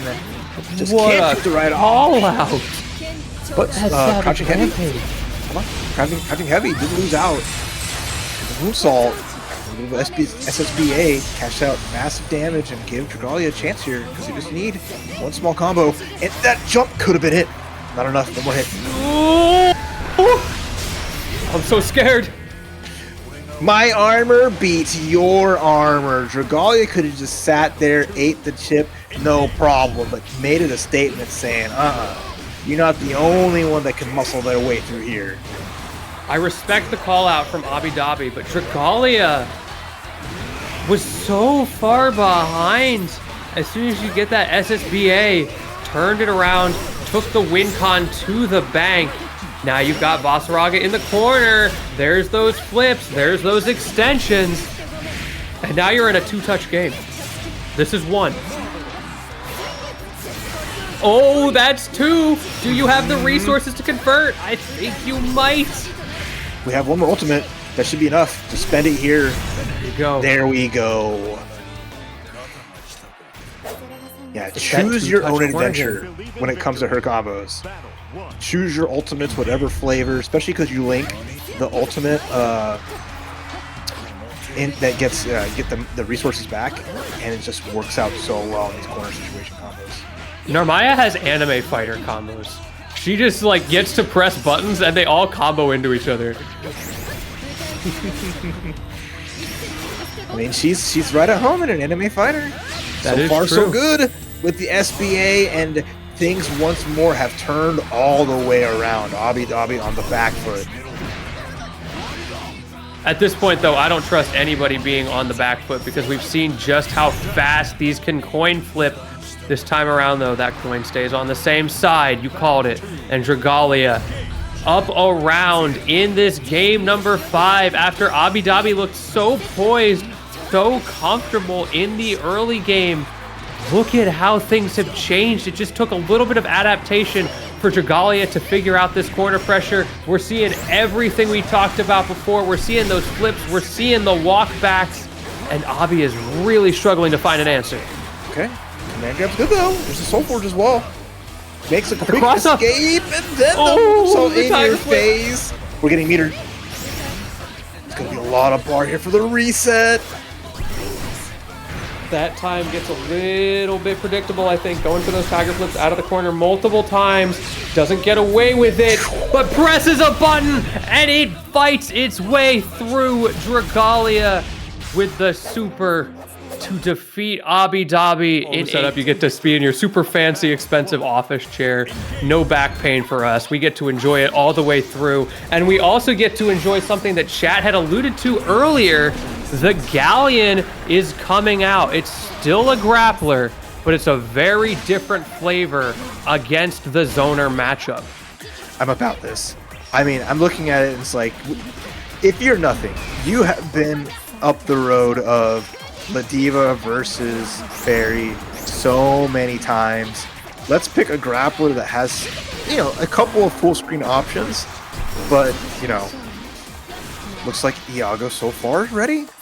Good blocks though, on the side of nothing. Gonna try to summon some rocks. I love what they did with Galleon. Such a unique tool set, because you mentioned, like, it's the full screen grappler. Such an odd, interesting archetype as we see the rocks coming from the sky, and now you are in one of the most terrifying strike throw games you have ever seen. Okay, spot here. Another block, another avoidance of the rock. This is interesting scenario, but nothing. Full screen low with the charge. Just trying to find that last hit here. There it is. That's where a little bit of the funny mix-up comes out from. The rock is not an overhead by any means, but the low that can summon it can be a very spooky spot if you're not careful. And then you've got to deal, once you're up close, with things like that tick throw potential. That's something we're going to have to watch out for a lot, especially with a character like Ferry who doesn't have the best reversal options.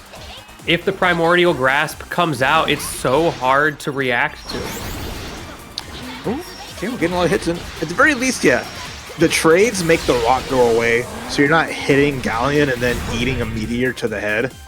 So Iago just happy to use those big buttons in good effect. Battle 3. Engage. All right, this is going to see what sets the pace here in winners finals. Is nothing. It's got the Setup. circles down, the target's in place, but the jump in's good on the side of Iago. Gotta be so poised as Iago in that situation, doing exactly what you talked about, finding that jump in, finding the gap, because you know nothing is scheming. The whole point of that meteorite being there is to set up a naughty little scheme, and it is up to Iago to stay cool, calm, and collected, to find the opening anyway, to set up the big ball of gas, and to take that round. That was nice. Take the first game, just hitting the lows here, maybe seeing if nothing is going to try to hold back to avoid an overhead. Doesn't quite work, and Iago does a good job. It was scary. There was control, and this control is going to send us to the goddess of rising. If you have a problem, there's nothing she can't solve. You know what? So true.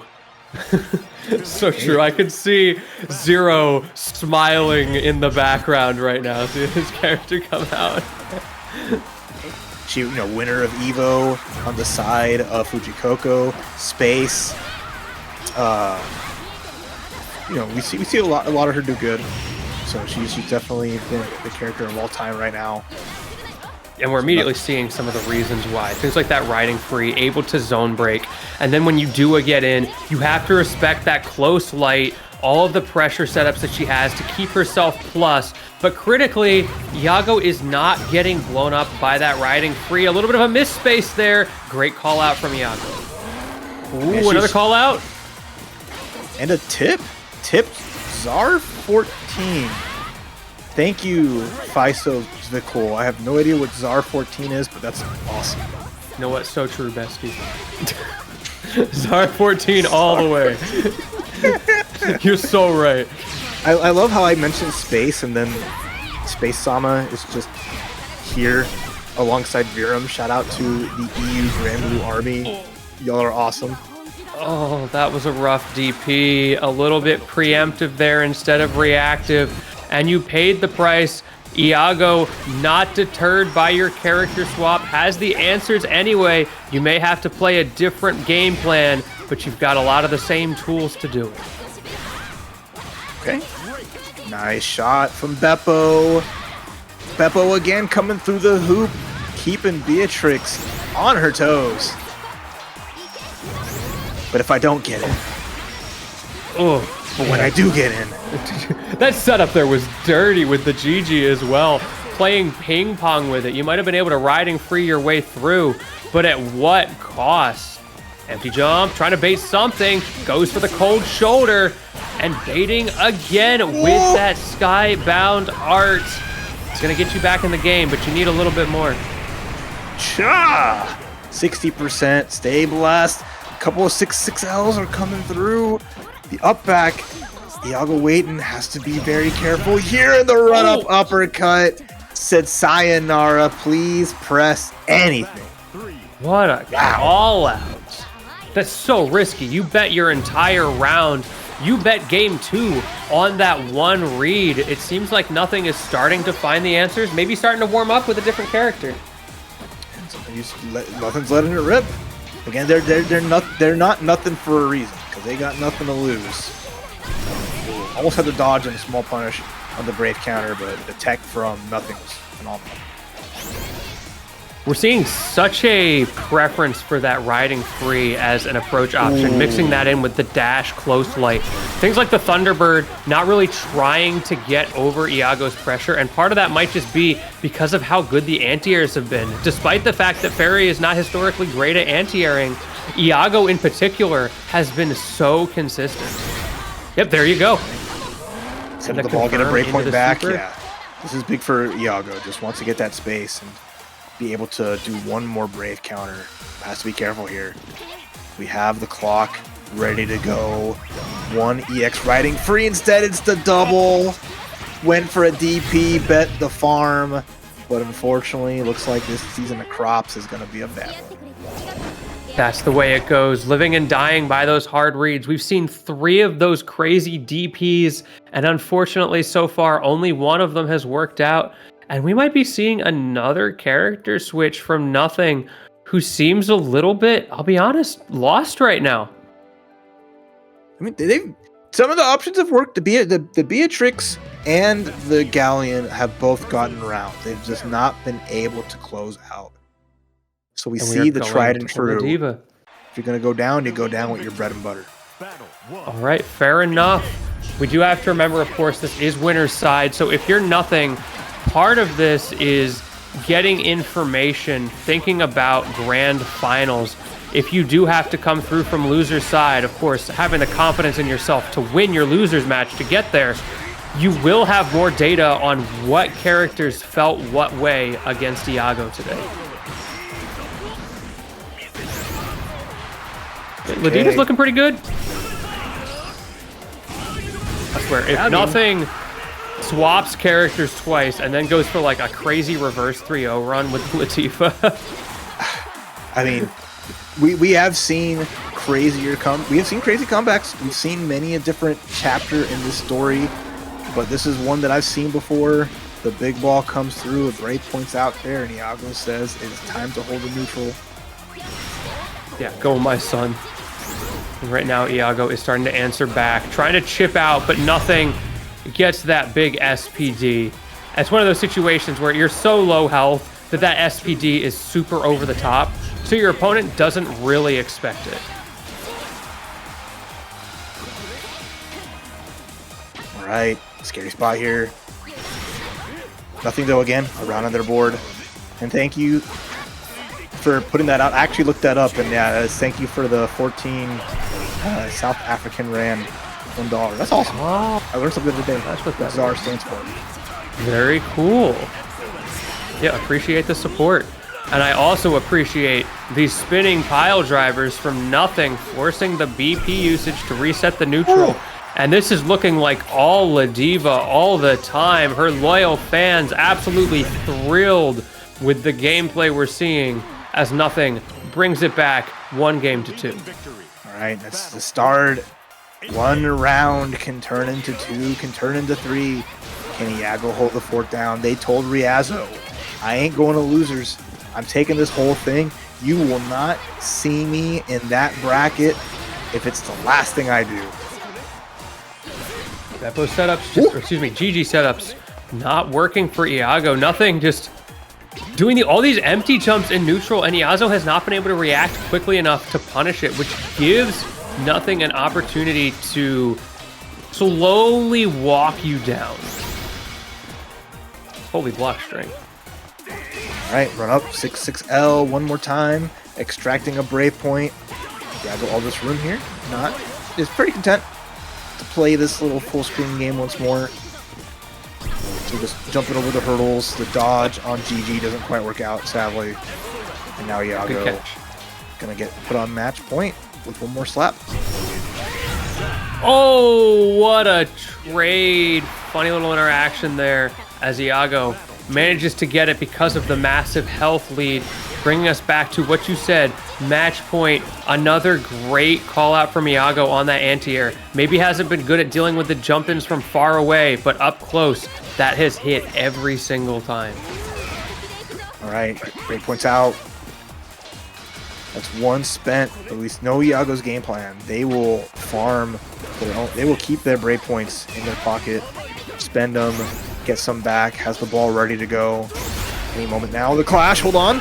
The punish, spot dodge. Here we go. This is where it starts. Max resource utilization here from nothing. Spend it if you got it. Ooh. Speaking of spending, Iago spending that last BP, going for the EX as well. All of the resources on both sides going into optimal damage, but it is Iago who has a slight resource lead right now. Are we gonna see that super come out? No, we're just gonna see the get off me DP. Yeah, that was huge. If that was blocked, that would have been the end of that round. But Iago in these positions where they can give a little bit of a risk, take a chance, and take it with a crouching medium to finish it there. 3-1 Iago makes it to grand finals with the K's. Said, hey, Cat, I need your help here against this Lowain character. Catalina is such an interesting one because she's got so many strong neutral tools and things you have to deal with those long pokes, but then she's just got that very clearly defined weakness in the low game. And up against a character like Lowain, who is pretty mobile, I'm actually a little bit worried about how that weakness will make your neutral game pretty difficult. We'll see.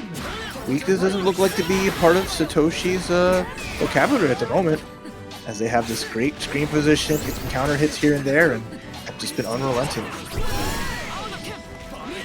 Okay, Ryazo answering back.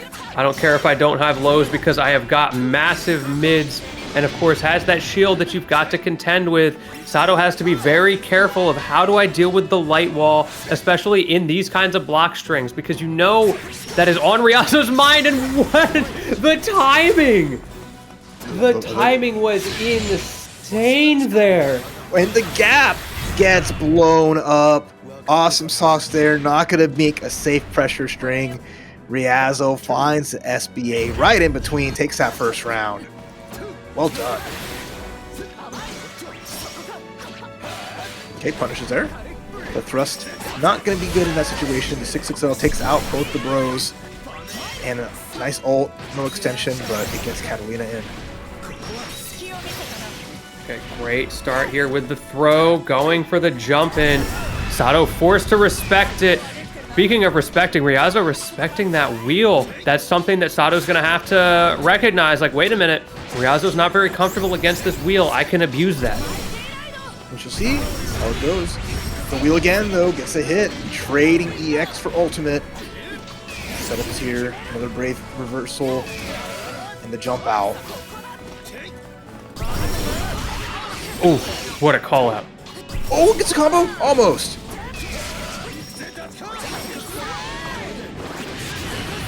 Punish is good too. I like that. Ran up and waited. Typically, you'd see a situation of like, oh, the missiles are going to hit. I'll run right where I think they're going to go. But stop just in time to get the crouching heavy. And then got a small hit. Instead of getting a combo with the 6-6L, decided to get closer and push their advantage. The pacing of this entire game just feels so off kilter. We got the stare down in that first round, and I feel like it really affected both players, because now they're not just thinking about those standard timings anymore, because both have shown the willingness to be extremely patient. And so when you get crazy mashes like that, just the hard call out from Ryazo, it hits so much harder, and a little bit of double shimmy there, but doesn't get anything off of either outside of a little bit of chip damage. And the counter hit comes out here with the side swap off of the ultimate awesome sauce. We don't have enough meter for Lowain to get SBA, but big damage here. The run back. One hit from Ryazo. Could spell it, but instead, we eat the ultimate. This is so down to the wire. HPA. Oh, can you win the minigame? The block string is so destructive. You gotta do something. No. What a game one. Believe in victory. I'm gonna spam overhead. You're not gonna dodge these. The chip is gonna happen. And then the punish on the spot dodge. Satoshi just keeps coming up with different answers, and they've been working out so well. I feel like at some point you've got to roll against that. Just the chip damage is so oppressive. It's a risk, but that's the only way out of the corner in that scenario. Man, these Lowain brothers, they are just looking unflappable here, as Satoshi is just finding the openings, getting these combos, getting these rounds, matching Ryazo pace for pace. Battle 2. Man, we're still like, I'm still trying to understand the timing of these players. I mean, I feel like it's like hard to commentate and think about how they are setting this up. The stagger pressure is so unorthodox. And timings of different things. You know, they're putting out the wheels at good spots, not being too overzealous or too far away with them, not relying on just the counters on reversal. Ryazo, though, big corner combo. The whiff throw, though, and Satoshi actually getting the punish here with the side swap confirm again. This could go a long way in the set. The opportunity to go up 2-0, all because Ryazo made a critical error there. Ryazo does swing back, but Sato has the spacing just right, and again, the timing is just in Satoshi's favor. Yeah, just what is a Catalina gonna do? You got a bunch of missiles, you got swap. lasers, you gonna, yeah. The bros, there's so much BS on the screen, and then the setup has worked each time. Satoshi has gone for it with the screen pull, with the bros coming out, gets a full combo off of that. It's been fantastic, but enough is enough. No sheeps, no cats, no games. I do feel like a lot of it just came down to the difficulty of shutting down the approaches because of that weak low game. This time around, though, a very different game plan. I'm going to just approach you all the time. So many aggressive options on this berserker of a character, and we're already seeing that aggressive pressure game force the resources out of Satoshi just to get out of the corner, but you're right back where you came from. Yeah, but now we can eat a full combo as well. We have the meter. Ryazo, I want to see you dump it. No problems here. We can get it back again without issue, and that's one less break point to worry about. Bro, I don't even need a demon step to get in. I'm just running forward, and Satoshi has not found an answer to that just yet. Does get the cross up though. Great mix up there. Now it's your opportunity to turn this back around, but the Abare from Ryazo going to take the round. Right, does a good job pushing the button. This is one of the characters that Ryazo. This is the character that Ryazo's made a name on, right? So big ups to Satoshi for pushing Ryazo to this limit here. Counter hit slidey though. Wait a minute. There's the teleport. Get me out of the corner. But Satoshi keeps the pressure string going. There's enough end lag on that you can kind of set up your game plan regardless. But oh, what a call out. Okay, that was good. Ryazo's offense starting up. Pulled out the Brave Point. Satoshi finds a counter. Awesome sauce. Going for the light version. Very even between both players. No counter hit confirmed, and a great counter on the overhead after the triple attack. But like, how many times are we going to teach this lesson? Do not leave that gap. Bro is mashing. The Abare. Oh, there you go again. The cross-ups into press a button. The Abares. The supers. Not afraid to hit a button. Forcing Sato to be more patient. And now's your opportunity, as Sato is the one who gets that Abare out of the pressure. Ryazo, with a mistiming there, gets punished even further with that awesome sauce extension into the corner. The bro's making it so hard. The parry not going to connect and trip him while he's down, continuing the pressure sequence. Oh my goodness, Sato will not take a break. Oh, and then gets the mix-up with the low into the overhead. Ryazo caught, not blocking right, and match point Satoshi. Potential to eliminate Ryazo at 4th place. Gets hit by the missiles trying to teleport out of there. Spending our brave points because we are tired of this Lowain character. This guy is making our life a living hell, but a counter hit confirm is going to be great here. Satoshi, one more huge route to get this win. Bro, these guys gotta chill. This is insane. All right, let's see if you got it. Nope. You don't. You got blessed across the head, and that's a wrap. That's tough. And the code they've used up. So please burn through those real quick.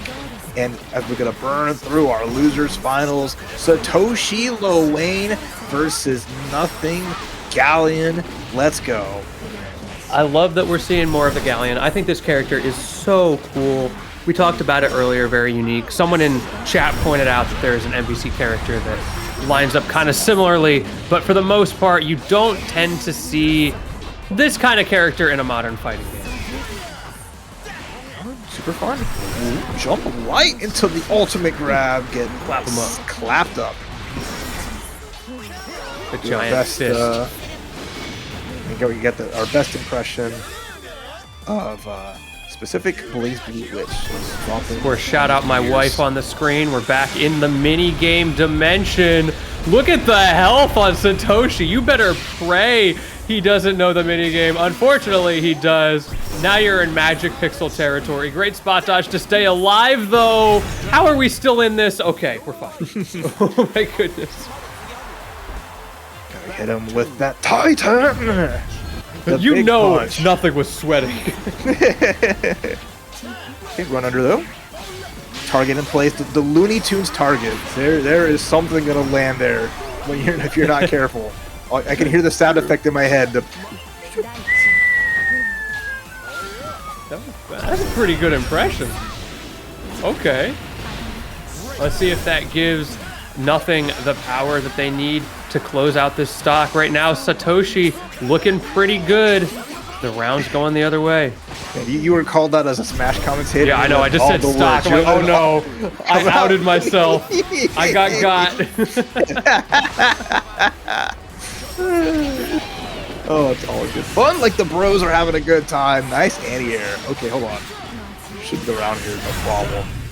And we're all rounded up. Battle 3. Engage. This is a tense match.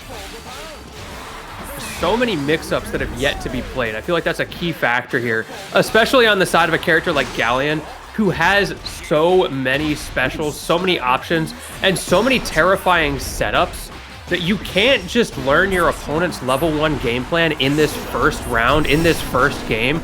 You have to be ready for everything that comes next. And what comes next is a dead Lowain. This damage incredible, and that's the power of having the target down with the command grab. Leads to that huge extension, although not for nothing. There's a chance here for Satoshi. Oh, but the Brave counter is not going to actually work out. Gets a Raging Strike, gets punished. Galleon, with eyes closed, takes that first game.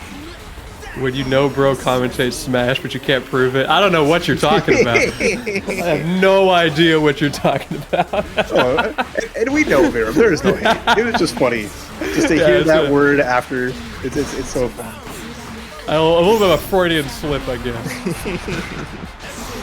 Man, nothing is doing damage right now. Oh, nice cross up. Good jump you. With the Broly saving the day a little bit. Toshi's going to need a lot here, though. Get the 6XL into the command grab setup. Clap him up. Clap. It has been so hard for Sato to break through those pressure strings. So we talked about it earlier on Winner's side when nothing pulled out the Galleon. Having that terrifying tick throw potential with the character. We haven't really even been seeing as much of the Primordial Grasp as some other options, but just knowing that it is there makes it so difficult for Sato to like press Abare buttons. I'm so scared the longer Lowain sits on that target. Yeah. He's the exact kind of character I expect like Looney Tunes BS to happen to, so I'm just worried. Okay. Triple attack. Let's see that round. Very good. Lowain's the kind of character who only falls when he knows there's nothing beneath him. And also very good to Ninja. _87 for the sub, the gift sub out here. Really do appreciate you. Oh, goes to the belly flop. Ends up in just a funny, awkward cross-up scenario, and it was Sato who was a little bit better at getting something off of it. Finally, starting to come alive in the set. Nothing struggling to get out of the corner. Oh, we really just ate a milkshake in a space. That's crazy. I would do that too. I mean, Galleon's probably just angry as why aren't you sharing? Yeah. And right now she's making a point of it. Yeah, how dare you not share with me? This is an insane animation, by the way. Like, have you ever seen those things, just like videos of which attacks do the most damage IRL? It's that one. That one right there does the most damage IRL. It took Lowain to that one like game show where they slap each other and just ends it. Ooh, jumping's good. Oh, spot touch. Oh, and there's tick. Grab. Gotta watch your toes. Tick throws aplenty. Nothing to. Oh, despite Satoshi's best efforts as they've been pushing forward, you know, those situations working out great for nothing Galleon. Satoshi was looking well throughout that game as well. I feel like when you do get the corner pressure, oh, okay, forget that. Talking about corner pressure, we got a different idea of it, and I think it leads into what I was about to say. When you do get that corner pressure against Galleon, it's really hard for her to deal with it. And not only that, she's got pretty weak light confirms. So when you're up close and it's your turn, there's not a lot of fear against this character despite her being a grappler. I am just in awe. If there's a character that I'm not gonna ever say, oh, they're gonna bring out their Pocket X, seeing Mr. Eustace, one of the most handsome lads here in Granblue, and there's a lot of them. He is trying to do it here for the doggos. Ferry's waiting in the end of Grand Finals, but he's got his gun. He's blasting his way, trying to make this count. This is a lock-in for Satoshi. You can see the way that the neutral game has changed here. Nothing opting to use more of those meteorites in the neutral, playing a little bit further away, trying to do that cheeky little zone neutral skip game plan as opposed to being more aggressive right off the rip. Meanwhile, Sato has a very clear game plan of their own, and that is hit you with the big gun, put you in the corner, set up that back turn stance. Unfortunately, the drop on the SBA is going to bring us back to rocking the dragon. Bonk. Taking him down a peg, just giving her palm a nice little smooch, letting you know this is not the kiss that you want, bro.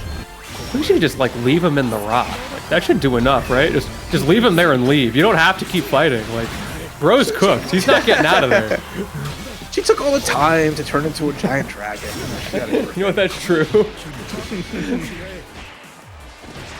We saw our first instance of the rat race coming out there a second ago. Not able to get too much off of it, but Sato starting to find those win cons a little bit more.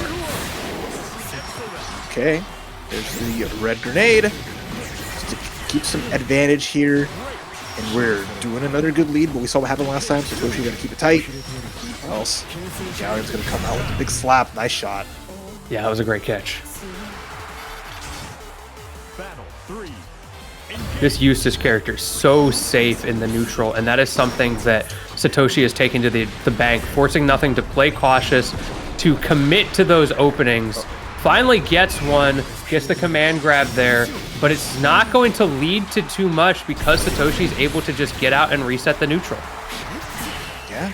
Ooh, great counter whiff. Big chance here. Satoshi has to corner all this room here. There's no, well, there was not a target on the floor until now. Reversal again. Switching up a lot. That's what I can see from Satoshi. They're changing up their game plan consistently. They're getting the anti-air into the grenade setup. They do not have enough meter for SBA, but they do have the counter hit, and that should be the round here.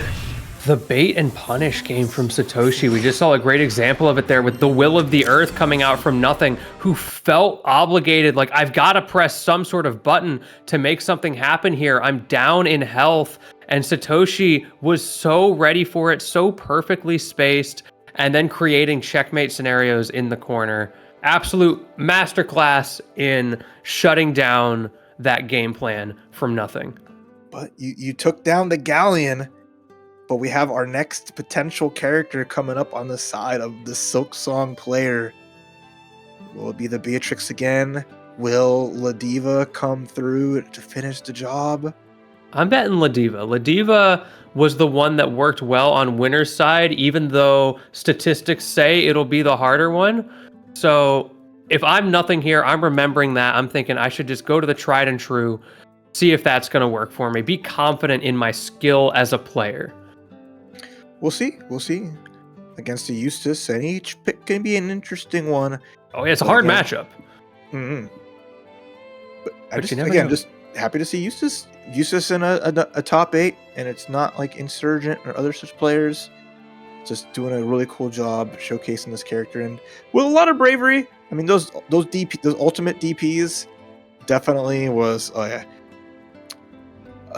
good to throw in there. But if you get a little too overzealous, you may pay the price. So we'll see what price that'll be once we go into our fourth game.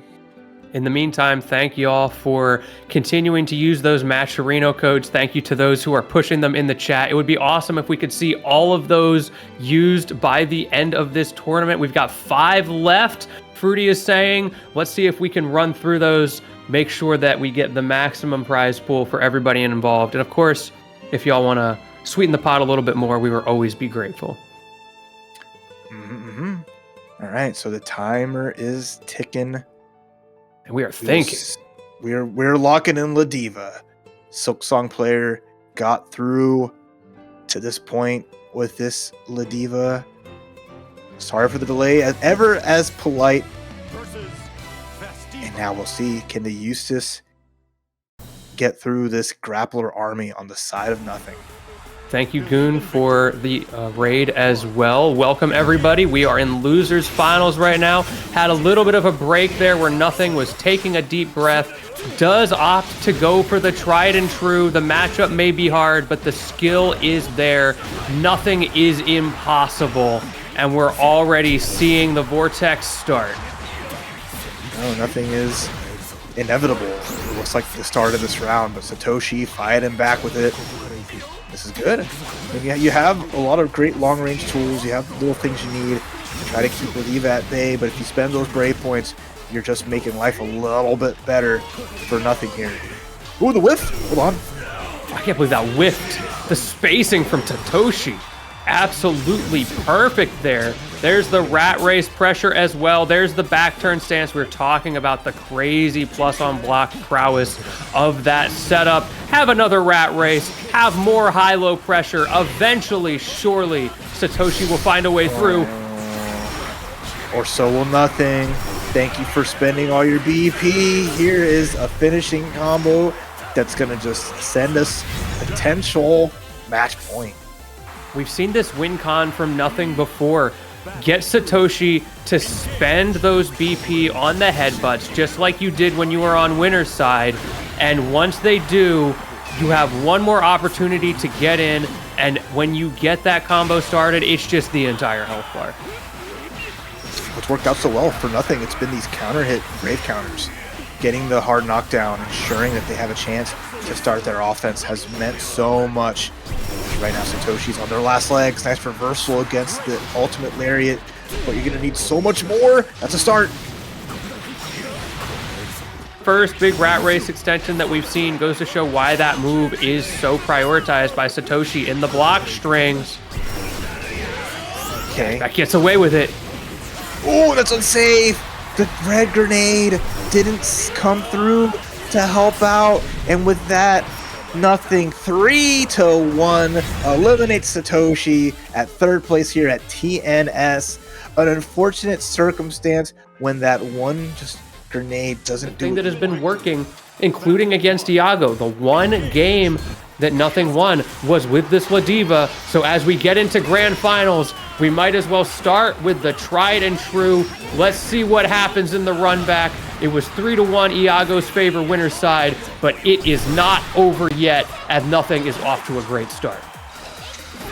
Right, so you know the rules. 3 for Iago to claim that trophy. Nothing has to get 6. The reset and the win after. The challenge is not afraid to hit these stand lights in all these different spots. Either hitting Ferry out of the sky, the unique skill. Wait a minute.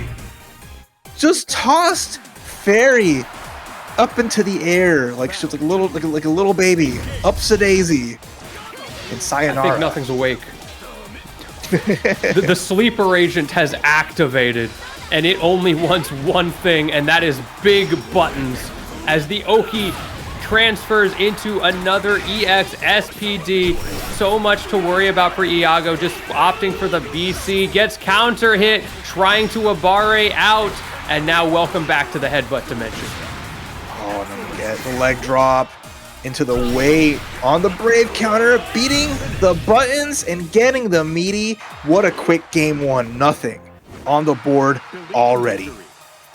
I feel like what Cosmico was saying in chat really speaks to the situation we're in. Just take the throw. The problem is it's not just any throw.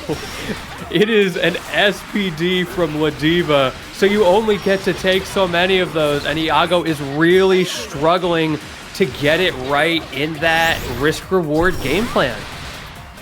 And it's like nothing is trying to challenge a lot of spots. Iago taking advantage of it. But the drop kicks, we didn't see that in other matches, but as a tool that can get a knockdown and let Ladiva get in, or even get a trade on those long-range normals, nothing's going to take the risk. Ooh, great catch on the roll there. Iago answering back. And again, nothing is putting the risk to the reward. Knowing I just need one knockdown, one get in, and I can play this crazy game. But if Iago doesn't let them get in, then it's all their story. A classic, 100%. Grappler versus Zoner. You have to be so consistent if you're Iago. You may have your advantages in the matchup, but they can all fade away as quickly as a single SPD. Now we're seeing Iago opting to take more of those throws. Gets SPD'd once, gets the throw break the second time. Actually a bit of a mix-up there. And now the big ball of gas is active. And what a dirty cross-up as well. Yeah, and again, adding more Brave points, Iago's happy. Just keep those resources in their pocket. It's one of the only things that's saving them from getting just Ladiva here. And nothing needs a little bit of a miracle. Drop kick a little bit missed space. Nothing has had good success with that, but not this time.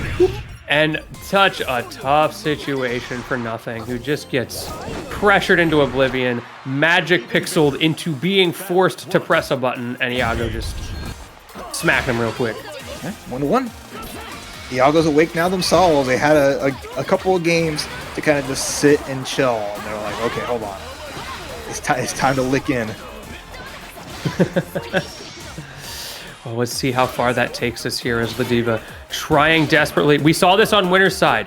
Just those quick little hops in. Iago is peppering with the normals, but not able to stop the approach until eventually you end up in this situation where you're kind of cornered. Iago getting more aggressive. You've built meter, and that's when you get to reverse it. Oh, and then you've air blocked yourself. Trying to just up back against the wall. It's going to set you in prime danger town. Iago again looking just absolutely stellar, despite that first game not going their way. Big scoop though, but there's still 2 Brave points. We're going to need to see a lot here from Nothing. Doesn't even need a Brave point to get out of that one, but the resource management from Nothing had the resources to go for that ultimate lariat. Now let's see if you can convert this into a round win. Ooh. Tries to go for the read on the strike, mistimes it, and Iago just jumps over. Yeah, I mean, unfortunate scenario. Yeah, that lariat with the right timing might have been able to anti-air and get a full juggle, but Iago needs up back. I mean, Iago jumping there, probably because you're expecting the SPD, right? But got away with it anyway because of the timing from Nothing. And that stings if you're Nothing. Hey, stings to the corner. Despite all that, you know, this is just another notch in the belt for the grappler life. They've been here so many times. They'll make it through. Oh, there's the mix-up. Iago loves to throw out that Ghost Whip every once in a while. Just catch you off guard. You gets the instant overhead once more. Not huge damage, but it adds up. Just putting Ladiva in jail. Yeah, welcome to block jail. Oh, almost hit the full combo. Spooky spot here. These drop kicks are not quite working out either. Just trying to find anything to get a knockdown. It's this peppering of normals. It forces Nothing to take risks. Because if you do this for too long, you will get hit. Finds the opening, armoring through. Iago getting a bit too predictable with that normal timing, and Nothing getting that right high risk, high reward read. Goes for the tick SPD. One more opportunity with the resources. Great conversion. I love that. The EX command grab gave enough meter to get that follow-up from the ultimate, and Nothing in a crucial rubber match. This is to go 2-1, either side. It'd be big for Nothing to get this. They are seeing more GG setups. Iago changing the neutral a little bit, peppering a little bit less, giving up less stage, and instead slowly marching forward. And once you get that chance, the GG goes a long way, but of course Nothing, if he knows what you're gonna do, always has an answer. When I do get in, that's huge there. The walk back, but immediate Brave counter. Iago has 2 of them, is gonna get another, or gonna get 1 back. Waited for it, all this space here, just to reset the entire round. And you just get so much stage from that. Great reversal from Iago, spending the resources when they're needed, but you're going to take an extra 20% damage. One more read, and Nothing finds it. The ultimate skill going to headbutt you into a lead. 2-1 coming from loser's side. Good call out again there. Even maybe the up back light would have gotten hit by it because of the extended hurt box. So just, you're going to press something. No, you're going to get pressed into the ground. Nothing. One more game from getting a reset. Is inching forward and taking it to Iago. That round was looking so good for Iago. That pressure walking forward into Nothing was really effective, and we're seeing more of it now. The problem is just that when Nothing does get in, oh, speaking of, that was really close. When Nothing gets in, there's so little you can do. Okay, balls out. Just, we want to play a little checkmate. The dodge is good, the throw is there, and all this meter from Nothing is pretty much spent. Although, 1 command grab, 2 command grabs. 2 command grabs. One for Red spin. command grab, blue command grab, chopping him in the head. Unfortunately, it was the wrong read that time around. You are on a hair trigger here, and nothing pulled it at the wrong time. All right, 1 round for Iago to bring this up 2-2 here. The double whip chain, nice damage, and keeping Ladiva at bay. Ooh. All right, Lariat's there. He stood up, so it just forces Iago to not want to give any advantage. Spent that brave counter. Which I think is the right read. Like, Iago gets so much off of resetting the neutral that is so worth it in this matchup. Oh. And it's so easy to get that extra brave point back. Look at this. This is brutal. Okay, EX Ultimate Lariat probably coming soon here. A lot of chip already though, but catches the backdash. Iago trying to make some space, but wasn't prepared. You got your opening. You got half the health bar, but unfortunately, lower on resources there. Had to make a read. Iago evening it up. Right. Game number 5, our first set. Can nothing force this reset and take us the distance? Iago, a champion's crown is right at their fingertips. Here we go. Already Iago off to a good chipping start. away. Yeah, stay off me. Lockdown in the corner. GG doing their job as well, making it so hard for nothing to find the timing to get in. And of course, as soon as you do get that lariat, it's just a resource. It is the BP ATM in this matchup, and Iago is more than happy to spend. And gets it right back. Overhead's there. He had to get the overhead, that in the was throw. so mean. And the ball is still there. So scales the damage somewhat, but I mean, like, you look at this lead that Iago has, they are just more than content to play this with all the screen space. Yeah, we can work with a little bit of scaling right now. Hold this ATM. I've got so much in the bank right now, but nothing finds a way through. He was looking over your shoulder when you put in that pin. Gonna make you pay the price. Spending another BP. You're down to your last, but the trade, the Abares, going in Iago's favor. I mean, that confidence. Brave counter and an uppercut, recognizing that I know you've gone, nothing has gone for a lot of SPDs after a blocked brave counter. So Iago just setting the pace early, but this round is looking strong for nothing out the gate. The damage into the leg drop, and let's see how this pressure goes after. Ooh. This is the last chance for nothing, and nothing is making it count. You are locked down in the corner. Hold the skybound art on top, drop kicking you into a final hit scenario. Nothing swinging for their life, and finds it. Here we go. Final round of game 5. Reset or finale. It can only go one way. Grappler or zoner. The 2 distinct archetypes battling it for Interesting supremacy. start. We're playing a resource game here. For Ladiva, it's the health bar. For Iago, it's the BP. Who will run out first? Iago down to 1 already. Doesn't have the opportunity for the super yet. I imagine we're going to spend it very soon. Yep, there we go. Get me one more on the table. Use it right away. DP right away on top of it. And we are playing ping pong with your life, Ladiva. One more wake-up opportunity. Can Iago close it out, or can nothing pull out the miracle? There it's there. Start. The backdash is going to save the day, and with that punish, Iago weathers the storm, says no to love, and takes it here at TNS Granblue number 56 with the Ferry.